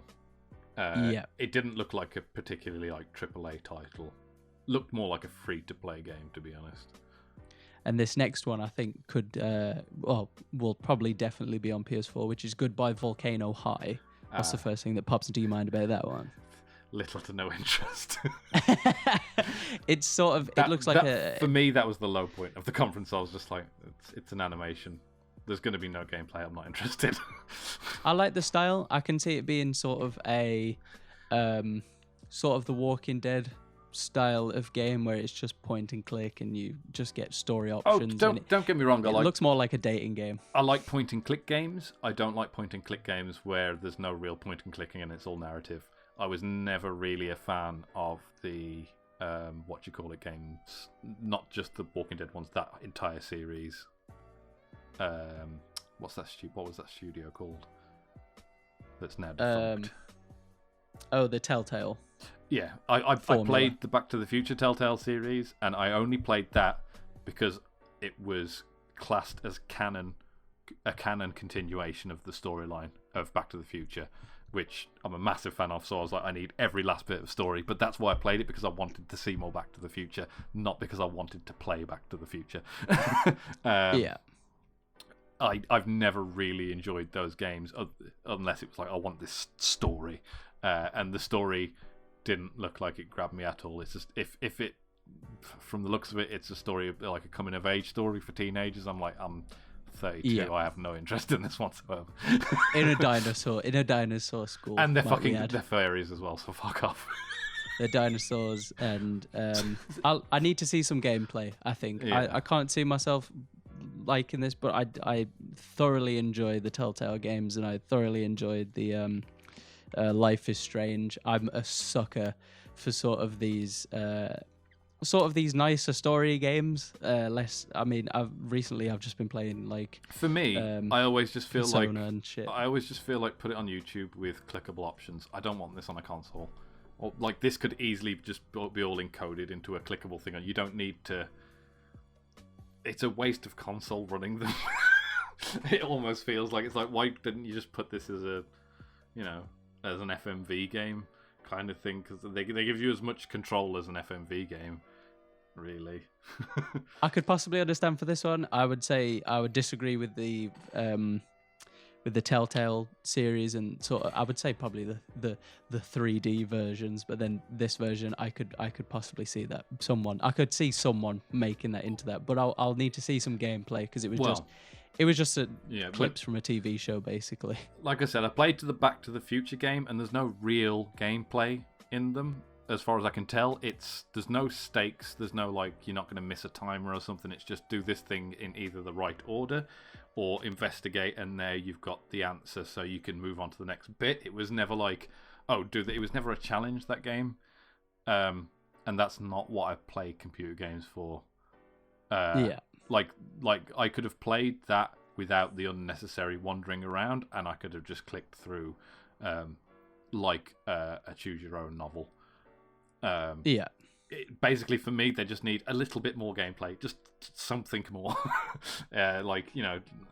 Actually have like a point in the game where there's a stakes where I've actually got to shoot something and avoid something, rather than me having to follow a series of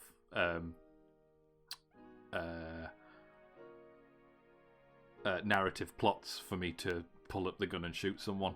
It's like you have to fucking go through all the morals. It's all very interesting, but I'd like to aim the weapon and shoot. The next one. Yeah. I prefer my graphic novels as just that, graphic novels. Yeah. You just prefer to sit back and... Because, to be fair, sometimes I've been playing those games and I've taken my hands off the controls just because I've been watching, and then all of a sudden it's like, oh shit, you need to do something. I'm not prepared. But the next one is Oddworld Soulstorm, which I think... You know this one? I have no idea. I don't know this game in particular. I don't know if it's going to be good or bad. There's been some shitty Oddworld games since the originals, but the original set of Oddworld games on the PS1 were brill. So if it's more of that, then great. If it's more of some of the later stuff, then don't bother. Yeah. From what I saw of the gameplay, it looks heavily influenced on the gameplay of the first game. So So that's good. So we've got something to cling on to. The next one is Ghostwire Tokyo. This one was the one with the jutsus, the ninjutsus. Yeah, the jutsus, The hand movements. kind of made me giggle a little bit how it just sort of looked like he was just sort of going chow chow chow just with just one hand. Just sort of, it just looked like the least enthusiastic way to kill an enemy that I've seen. Well, I think I'll say it's like the whole idea of it was that you're moving the chi through, but it's basically the same as Goku pulling his hands back for a Kamehameha and then firing energy. But instead of firing a big energy blast, it's the whole idea of. In fact, in the Broly movie, when Goku essentially takes over Broly's body for a moment, you kind of see that is like he's focusing his chi into his hands and basically just calming Broly down, essentially. Yeah. So it's the idea of essentially using your hands as chi launchers, essentially, and the different movements you do with your hands, it's all stupid fantasy stuff, but the whole idea that you move your hands in a certain way to do certain to move your chi around in certain ways and do certain attacks. I like that idea, especially because it looked like a VR game. If I'm being honest, it looked like a VR game that will probably have a non-VR version, but it looks like it's going to be designed for people to be playing it with two controllers, where you actually make the movements to do. See, I can get behind that. Instead of what I was seeing. It sort of just reminded me of being in first person. Alan Sugar. You're fired. You're fired. Yeah, you're fired. It looked like it was optimized for VR. From just from looking at the footage, I was like, this feels more like a VR game than a solid game. And it would make sense for Bethesda to continue their foray into VR. I think that was Bethesda, wasn't it? They've got. I think Bethesda were on a few of these, to be honest. Yeah. Either as publisher or having anything to do with the development. But the next one, which I had completely forgotten about this when I was writing these notes, but Jet the Fair Shore. Do you remember this one? The Fair Shore. That one was the one with the spaceman, wasn't it? Spaceman and the girl? Yes. Yeah, I Capcom, think so. Yeah. I think, was it? Yeah, it was. It gave me what is that? What is the development studio that did the Flower game and Flow and Journey? That was that game company. Oh wait, no, no, I'm thinking of a different one. I was literally thinking of the one that made me think of Journey was the other one, Solar Ash. That one really made me think of that. Yes. I agree. Whereas Jet reminded me more of, I think was this the game I was saying? It reminds me more of a Kojima game. No, that is. Do you mean the one with the little girl? Yeah, which one was that? No, this isn't this. So I'm gonna take it that this one didn't have too much of an impact on you. I thought that was this. What was that game? That one is called Pragmata. Oh, okay. So that one's Pragmata, which we'll get onto shortly. Oh, this one was the one where it's like a bunch of inhabitants leaving a planet and going to another planet. Looked like the cinematic at the beginning was kind of promising gameplay that isn't what you play as. I thought it was going to be a kind of Kerbal game where you don't build a ship but you've got to survive in space. It looks more like an arcade game split up with cinematics. Terrain traversal. Yeah, it kind of looks like a little, what would you call it, side ship game where you kind of fly. Yeah. It looks like a 2D, 3D game essentially. It looked like the cinematics were doing what they always do with those kind of games and promising much more than it is. And then I saw what looked like gameplay and I was like, not really interested. So, our next one is Godfall. What do you think of that one? Now, this one was... So this one was the one that sort of, if I don't know if you'll remember this, but I think it was Infinity Blade on like iPad and iPhone and stuff like that. It gives me that sort of vibe. It looks like just a hack and slash RPG potentially. Oh, I do remember this one. I kind of zoned out on ones that looked like free-to-play games. I'm just not a free-to-game player, so I saw that and immediately went, it's It's a grind game. I wonder if it is free to play. Yeah, It I looks have like no idea. one. It looks like one. It's the kind of game that I wouldn't pay money for. If it's a free to play game, I'd probably give it a go, but I wouldn't pay money for it. Yeah. Because let's the take way a they look. were selling it in the trailer, it's like customized to the ridiculousness. It basically looked like just grind. Yeah, it does look. I mean, because the sort of synopsis of it is: save Aperion. You are the last of the Valoran knights, masters of combat, equipped with legendary armor called Valor Plates. Yeah. Ascend in Godfall, a first of its kind looter shooter melee action RPG. There is no price on the From website. what I saw, it looked like it was going to be very repetitive. I think it will be. I think it'll be sort of a Warframe style game, if you've ever seen that. Yeah. My next one is that one that looks sort of like Journey, which is Solar Ash. Yes, please. I'll. I like.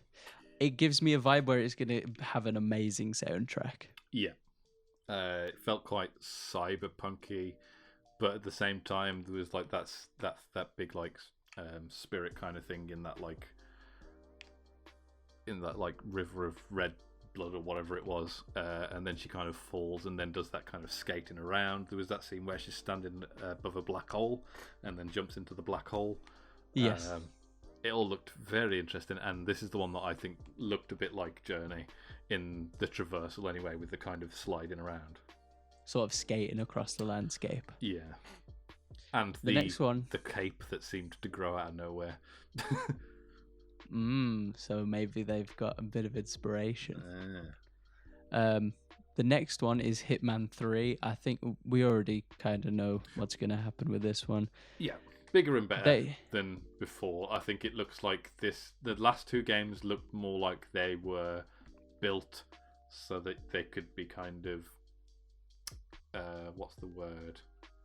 Expandable. It was kind of like, here's a level and here's a level and here's a level, whereas this game looks like it kind of goes back to the more original style of Hitman, where it's like each mission really leads into it. It's going to be like one long storyline all the way through.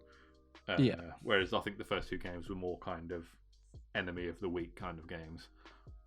I do hope they keep that multiplayer aspect from the previous games, where you can just pick a random target and have someone else kill them. And I did like the multiplayer aspect of Hitman 2. I haven't played it, but it looks very interesting. I think they will continue that because they've been doing that ever since Absolution. They may have done it earlier, but in Absolution you had contracts mode, which is where you would basically... You couldn't play multiplayer, but you would go around. It was like playing horse with basketball, where you do a bunch of things, and in order for them to win, they would either have to do exactly what you did and replicate your score, or do exactly what you did but gain more points than you to win. So contracts mode was like, it was like this person went and killed this and it could be anyone on the map. They were all maps from the game, and they would go and kill any pedestrian, any of the targets they wanted. They could kill anyone in any way, and in order to keep your score and beat them, you would have to go for the same targets but do it quicker, but with like the same weapon but do it quicker and quieter kind of thing. I actually really liked that, and I wouldn't mind seeing them come back. It was a very competitive system. I wouldn't mind seeing some more multiplayer aspects actually in 3. Yeah, I do like the whole ghost aspect of number 2, where sort of you're both on the map at the same time and you've got to kill the target before the other person and get away with it. Yeah, that looks very interesting. I wonder if they'll do... I hope they do one where it's sort of you can have more people, so you can have up to maybe 4 assassins in the one game. That would make for an awesome party game. Well, if you can have multiple people. Yeah, well, the great thing about contracts was essentially, even though it wasn't multiplayer, it was... And you didn't really have people designing levels. People just played a level and then...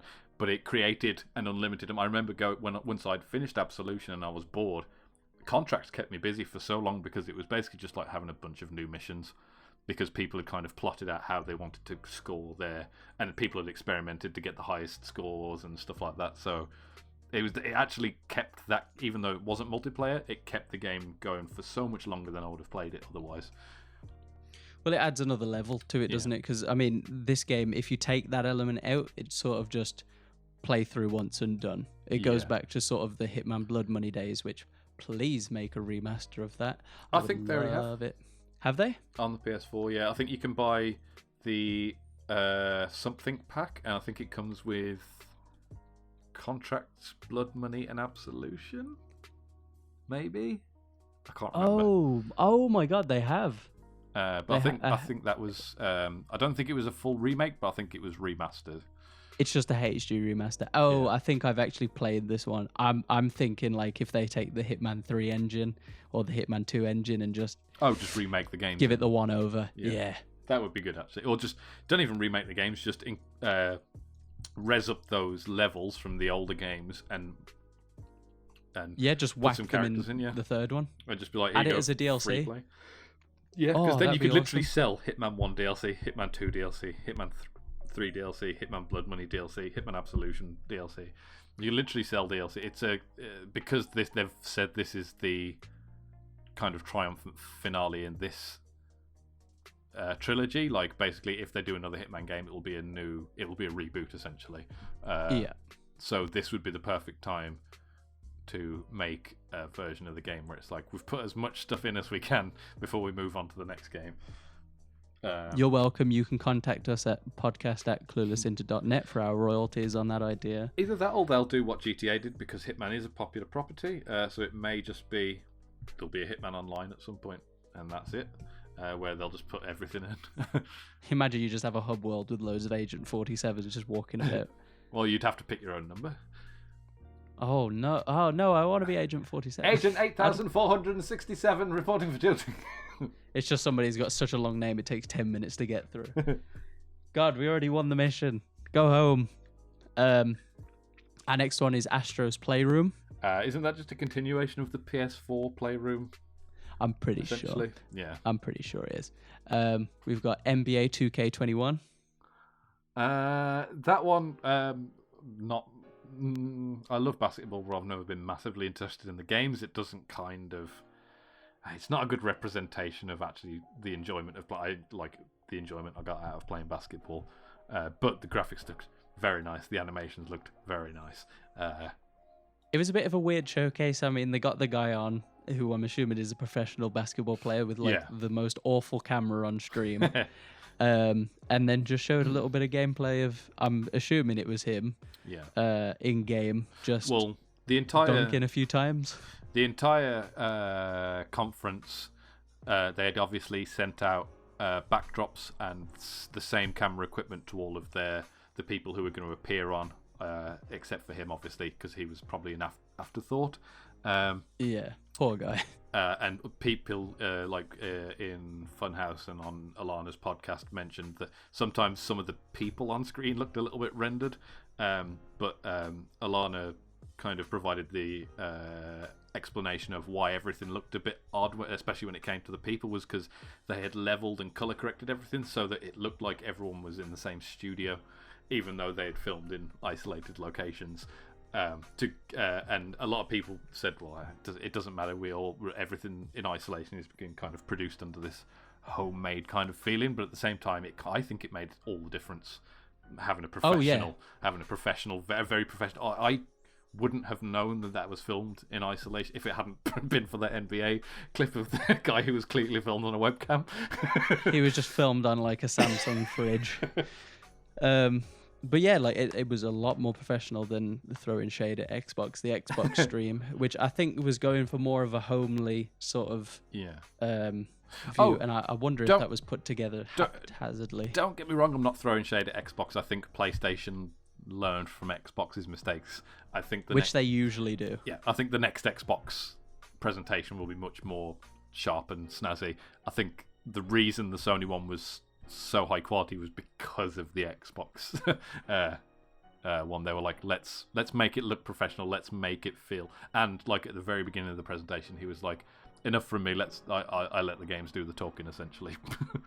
Yeah, and which they did. Yes. Which they did and they spoke beautifully, especially with the next game, Bug Snacks. Oh, we have missed one. The Little Devil Have we missed Inside. Oh, I did. Yeah, sorry, I missed Little Devil Inside. How could I forget that one? That one is my pick actually for my favorite one of this presentation. My second pick. I've got to say, from everything that I saw of that game, art style kind of felt like that Neighbor game. Hello Neighbor. Yeah, it kind of felt like that Hello Neighbor game, but the gameplay looked amazing. It basically just looks like a wonderful kind of adventure game with lots of different mechanics, lots of different weapons, different exploration methods. I'm very intrigued to see more of this. I'm very interested to see how that old man fits into everything. Oh, I have a feeling he's the benefactor. He's the person who sends this person out on all these missions. He's kind of your boss. He gets all the fame and glory from what I'm assuming. He gets all the fame and glory for all the artifacts and things that he owns, but it's all because you go out and do the work for him, essentially. I think that's what the kind of motif was trying to play towards, because they're both doing the same things at the same time, but one's in a comfy bed, one's sleeping under a rock, kind of thing. I wonder if he is the same person, and I wonder if, because I'm thinking, I wonder if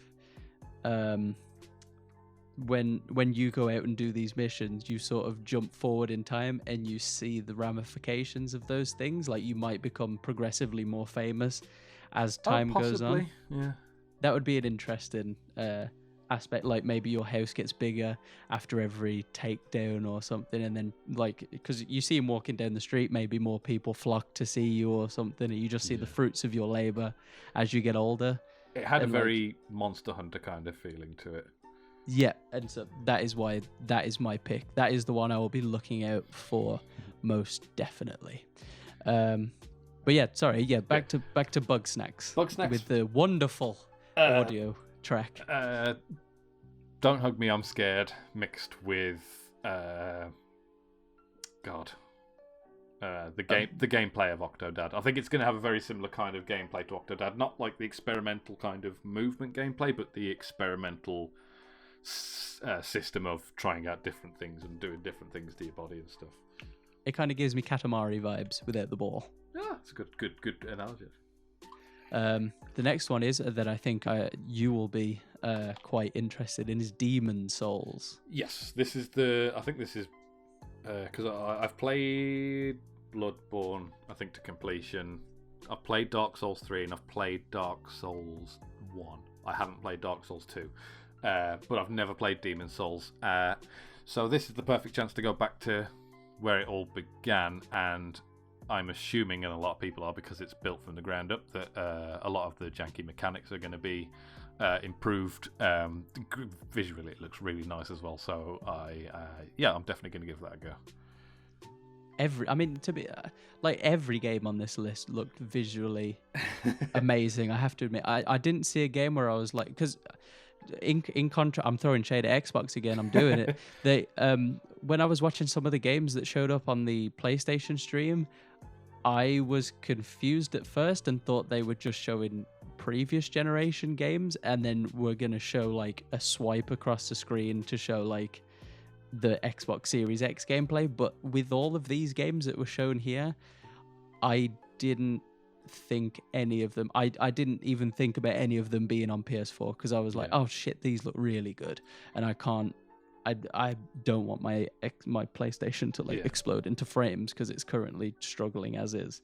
I think a reason they may have delayed this as well was to get a little bit of gameplay out of a couple of the studios, because even though the trailers themselves were very much gameplay, some of them were cinematic, I think they wanted actual gameplay sections. So like when they actually show you some gameplay from Ratchet and Clank and it's very separate from the footage, it's almost like an afterthought. They were like, oh, and here's someone talking about actual gameplay.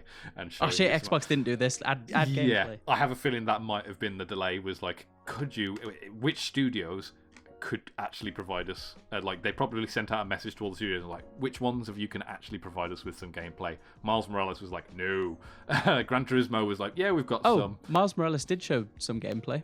It showed just some of the quick time events. I think they just took the UI off. Yeah, I'm forgetting, but it was mostly cinematic, but they did have some, you could clearly see like swinging physics and stuff going on. That Project Athia, I think they probably were just like, this section of the game doesn't look completely alpha. stage. So we'll here's a bit we'll of put her that leaping across the map. Yeah, just like imagine if that's just nothing to do with the final game. It's just they needed to show something. But I think was there another one they showed actual gameplay? Kenna had some actual gameplay in there, even though it wasn't a separate gameplay section. It was definitely. So let's see. Sackboy was entirely gameplay. Yep. Gran Turismo had Stray was gameplay, Demon Souls was entirely gameplay. or in engine, I should say. Hitman 3 was mostly. Oh no, Hitman 3 looked like it was mostly in engine. I don't think we saw any actual gameplay. I think except for that. Returnal was gameplay. They did actually Hitman 3. They did show us a little bit of gameplay at the end with you climbing the building. Yeah. Yes, you're right. That one had a bit. Little Devil Inside had some actual gameplay. Oddworld, I think, had some gameplay. Yeah. Ghostwire So, yeah, Tokyo Most did. of these had at least a bit of gameplay, and some of them looked like they were actually like secondary little presentations, Yeah. which is nice. I'll pause there. Do you want? Does Neelix want to go out, or That's I think I heard him little meow. We'll also just carry on because we've only got. I could do with getting off at 11, so we might as well round up these bits. He can wait. Okay, I'll just if you want to I'll just get the first word out of you for Deathloop, Pragmata, and Horizon, and you can talk about Resident Evil 8 a bit if you want. So, our next one is Deathloop. What is your first impressions of that one? Reminded me of. I don't know if you ever played this on the PS2. 13. No. It was a cel-shaded spy, like secret agenty kind of game, bit like James Bond. Gameplay was very arcadey, very fun, and the multiplayer was essentially just a very fun deathmatch game with very cartoony kind of movements and actions, and this felt very much like that. And everything about the aesthetic was just perfect. I would say mix a little bit of Dishonored in there, and you've pretty much got it spot on, I think. Same studio. Is it the same studio? Yes. So it looks like they've taken. I will be adding this to my list then. So it looks like they've taken some of the mechanics that worked really well for that game, and they've put it into this universe as well. Especially that little wrist loop thing you saw him do. Yep, I think you've just sold me on that one. The next one is Resident Evil 8 Village. That I didn't know it was a Resident Evil game until I had feelings, but until they did the actual numbers, I had no idea that was Resident Evil. I was very pleasantly surprised by that. I'm very looking forward to this because currently I'm playing through Resident Evil 4 on the Twitch page, the twitch.tv/Clueless Internet, and it reminds me of that, but with more of a snowy aesthetic, because you're sort of it looks like you're sort of in a village and there's a castle, and it's giving me complete just sort of deja vu in that trailer. It had a little bit of, considering it's called The Village, it had a bit of a feeling of the movie The Village as well. It looks like they're going for more of the last one was kind of culty, and this one has more of maybe a mystic dark magic kind of feel to it, which is weird. I will take it where all the villagers are sort of under a spell or something. Yeah, which is that's very Resident Evil 4, isn't it? I kind of a bit more gross. Yeah, a bit more gross in Resident Evil 4. Hopefully, it's not as horrifying. Oh, it would make sense. Resident Evil 8 being kind of like the double of 4, that they would kind of go back to that kind of gameplay. Bit of an homage to 4. Oh, it makes sense actually. I mean, well, you had the double where I wonder if you'll play as Leon again. Oh no, no, you're not. You play as the same protagonist as 7, I think. I was going to say, because someone mentioned who you play as, but I've already forgotten. It's I think it's Nathan. I was more blown away by the other characters I was seeing on the screen. I was like, oh, look at that guy! Look at that guy with the cool hair. And also, just the last thing about this one is, how the fuck did you not die from that gunshot when he opened that curtain? What a terrible shot that man is. He is not surviving. Because then I would have never got to the village. Imagine the game just ends there. Thanks for playing, you suck. Yeah, you buy Resident Evil 8 and it's just the cutscene from the end of the last game, but you die. Pranked you. The next one is that Pragmata, which was the completely Kojima-esque No idea game. what to think of this. Visually, tonally, interesting. No idea yet. We'll have to see more from that, I think. I think the only thing that I got from that is that the girl creates stuff in his backpack. That's all I got. I got a bit of a Bioshock feeling with the little sister, big brother kind of thing. not Big Brother, the what they called the Big Daddy. Big Daddy. Why do I think Big Brother? It had that kind of feeling to it. Maybe you've got to like protect this weird child of space for some reason. Because she's able to make you hot dogs in your backpack. And live in space, apparently, while you're stuck in a suit. Oh, because she's a robot, isn't she? She's a robot. She's an android, like that little weird cat thing. Android! I don't want to think that's a dead cat that they've just sort of put a hologram on and just animated. Just keep on thinking. Because that would be horrible. And then the last game that was shown was Horizon Forbidden West, which... This was the one I expected to see because it's been long enough since Horizon. Yes, I kind agree. of expected to see something, and it was a welcome addition. I was after seeing the Spider-Man one, I was kind of expecting to see a little bit of God of War, maybe. Even if it said like 2024 or something, just like maybe just even the title like they did with Skyrim. Yeah. Or not Skyrim, the Elder Scrolls That would have way been back. That would have been perfect to save till the end. Like, we haven't got any footage, but this is happening. But here's Thanos. Here's Thanos. Yeah, we just put Thanos in for no reason. I mean, Thor's in there. Why the fuck not? Marvel's Kratos. That would be kind of cool. You just have Kratos punching Thor or something, then just the title comes up. That would be pretty awesome. Ooh. But yeah, that will do it for all of the games. Now, we did get the console reveal. Yes. And the accessories after that. So the accessories that were shown off were the charging station, the camera, the Pulse 3D wireless headphones, which I am very excited to see, and the remote control, which it was a bit of an odd addition to me. I haven't seen one of those since the... I remember PS2, scraping up thousands of pennies just to buy the Xbox One. The last time I think Sony did it was on the PS2. I don't remember a media remote since. I have a feeling they're not going to do the whole like Xbox One release where they were like, it's going to be a home center. But slowly over time, the PS4 and Xbox One have become more, as well as consoles, they have much more options for media now. Streaming, music. I actually wouldn't mind a separate remote so that while I'm playing, because I quite often use Spotify over the music of a game, I just mute the music of a game, I use Spotify, or I listen to a podcast or something, but you have to hold down the thing, hold down the button, or get your phone or something, and like you have to stop what you're doing essentially to change. I wouldn't mind a remote where maybe I can just like quickly have a little menu pop up with like my podcasts and like flick through to a different episode of something, or basically where I don't have to take my hand off the control. I can literally just grab it with my other hand, maybe have a flick around, at better ease than just having to hold the PS button and have a menu come up essentially. Yeah. I think they've sort of got around the problem of when you lay down, especially with the second generation controller for the PlayStation 4, where you set it down and the triggers just sort of activate immediately. go off. Yeah, and just like ruin your whole experience. Oh, great, you've just skipped to the end of the movie. Great, thanks, Sony. And so they've just gone, well, we'll fix this for a small fee of $20. Well, I've come up with a perfect system where I just I've got a method now where I put the pad on the back of the sofa. Like if I'm watching like YouTube or something, I'll drag it backwards over the back of the sofa so that the triggers are actually pushed out in the opposite direction as I put it down. I purposefully kind of do a motion so that it's pushing the triggers outwards rather than inwards. Yeah, so fuck you, Sony. We're on to you, motherfuckers. But the fact that I've had to figure that out over time, because the amount of times I'll just put the pad down, it's like, fast forward to the end of the video. Next video. No!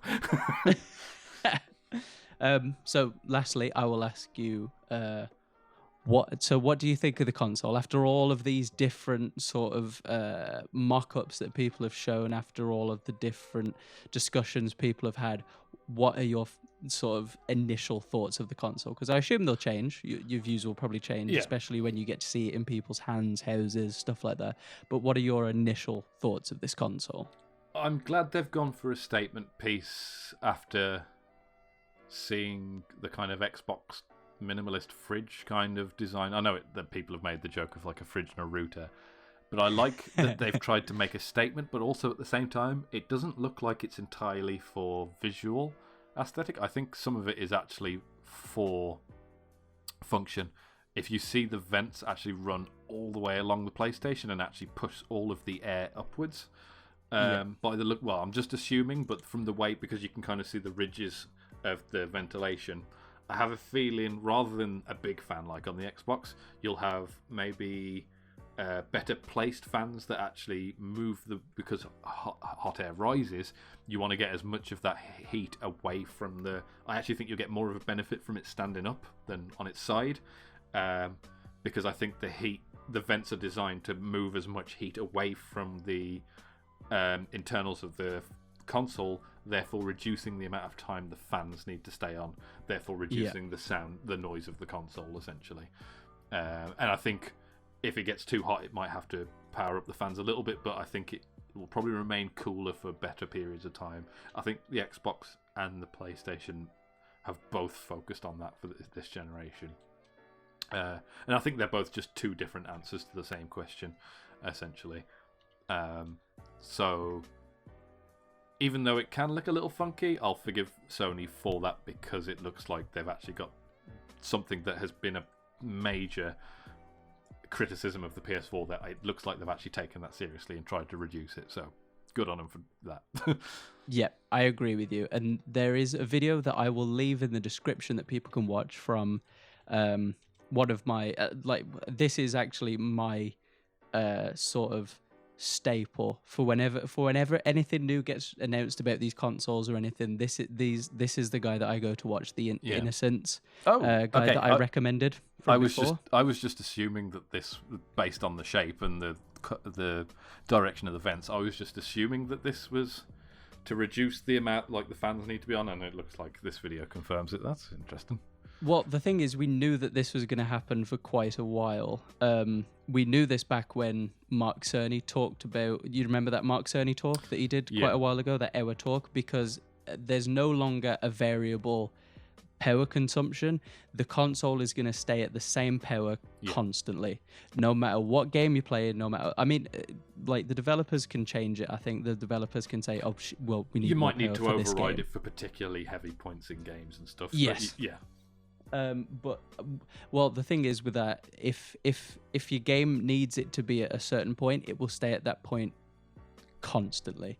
And because Sony know this, they will be able to make the fans as quiet as possible, because it won't go above this threshold. So they'll know. So currently with the PlayStation 4 that we've got now, you stick on something like, let's say, that came out at the start of the console generation, let's say like the infamous game that came out first, that probably won't take up as much power as, let's say, God of War will.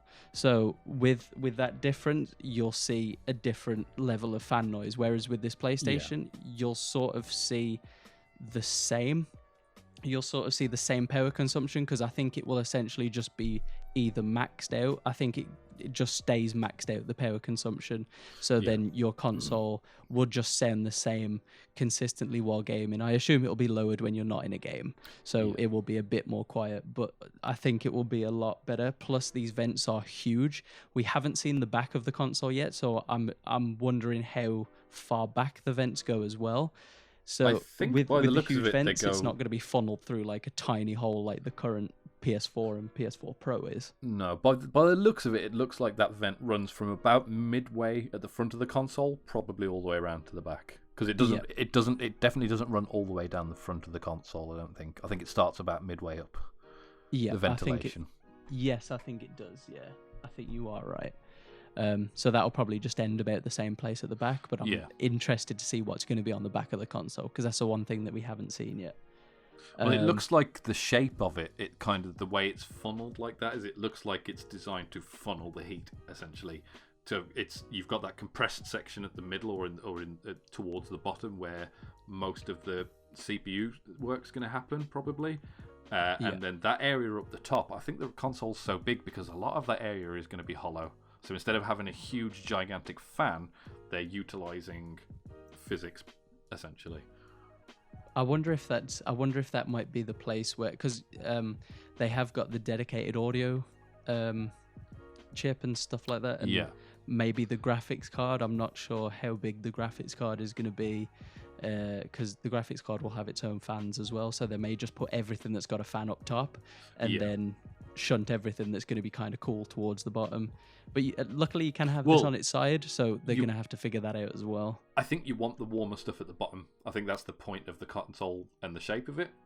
The hotter stuff at the bottom because heat rises, so you're already taking advantage of physics there. So heat rises away from the bottom of the console anyway, and I think that bigger area at the top with all that ventilation is to literally create a tunnel that will suck air upwards and outwards rather than funnel it around the console. If you have it on its side, I think it's actually going to depreciate in its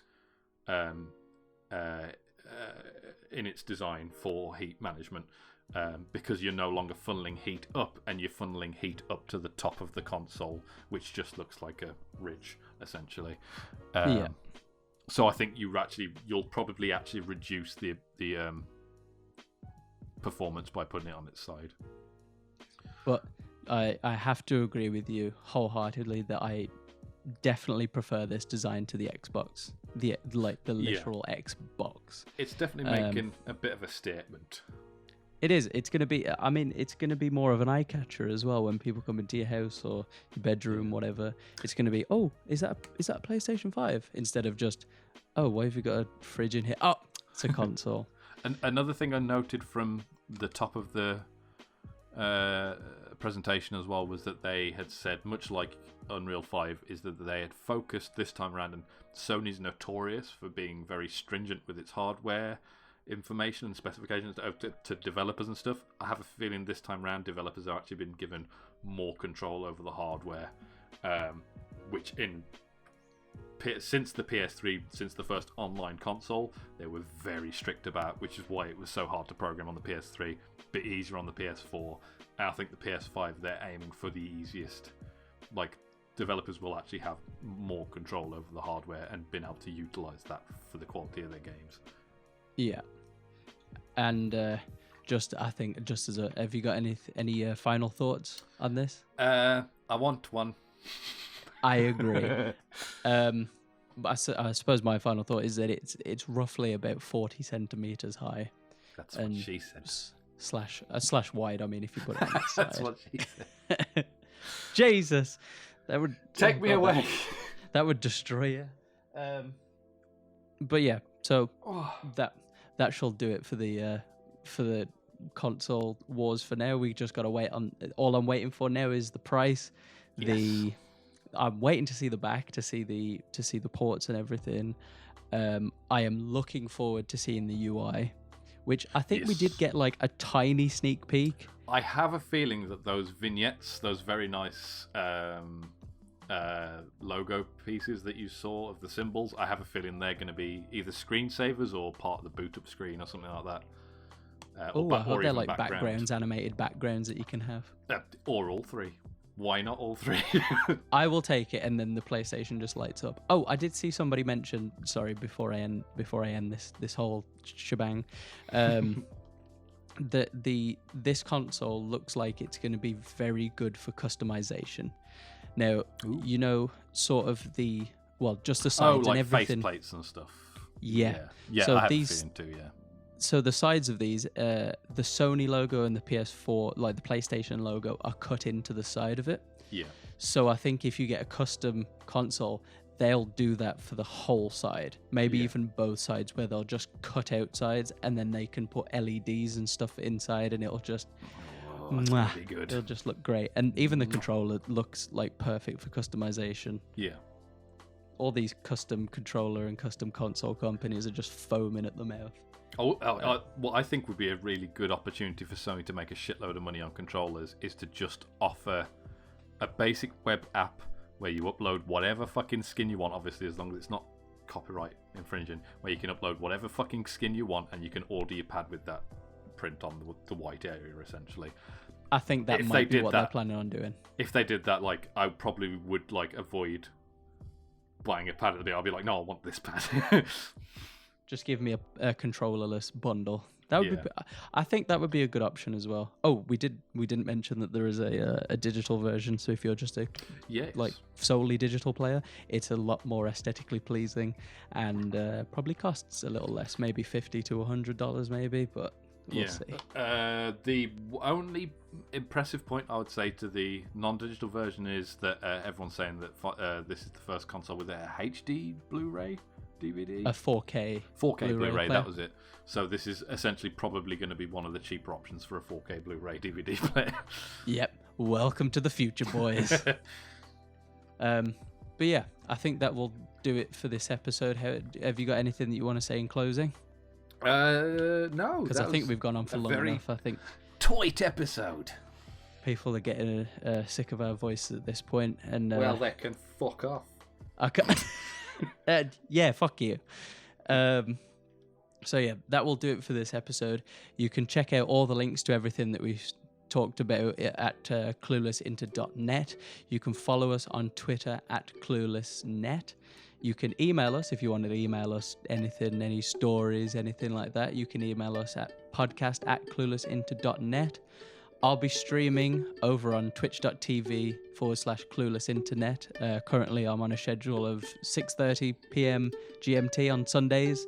I'm playing Resident Evil 4 currently, so if you want to join me and be scared with me playing that, actually, it's not too scary. But yeah, if you want to help me out with that, you can help us out. And we'll be back with a proper episode 19. No more of this hearing our thoughts bullshit. Fuck this shit.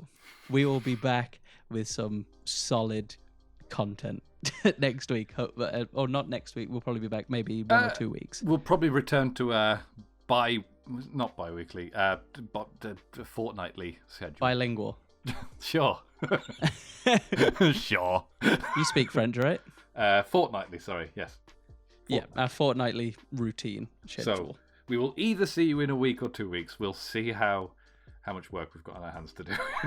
Yeah, lucky dip. We'll see how lazy we are. I mean, sorry, how much work we've got. Thank you for listening, everyone. Goodbye. You. Bye. Oh, very good.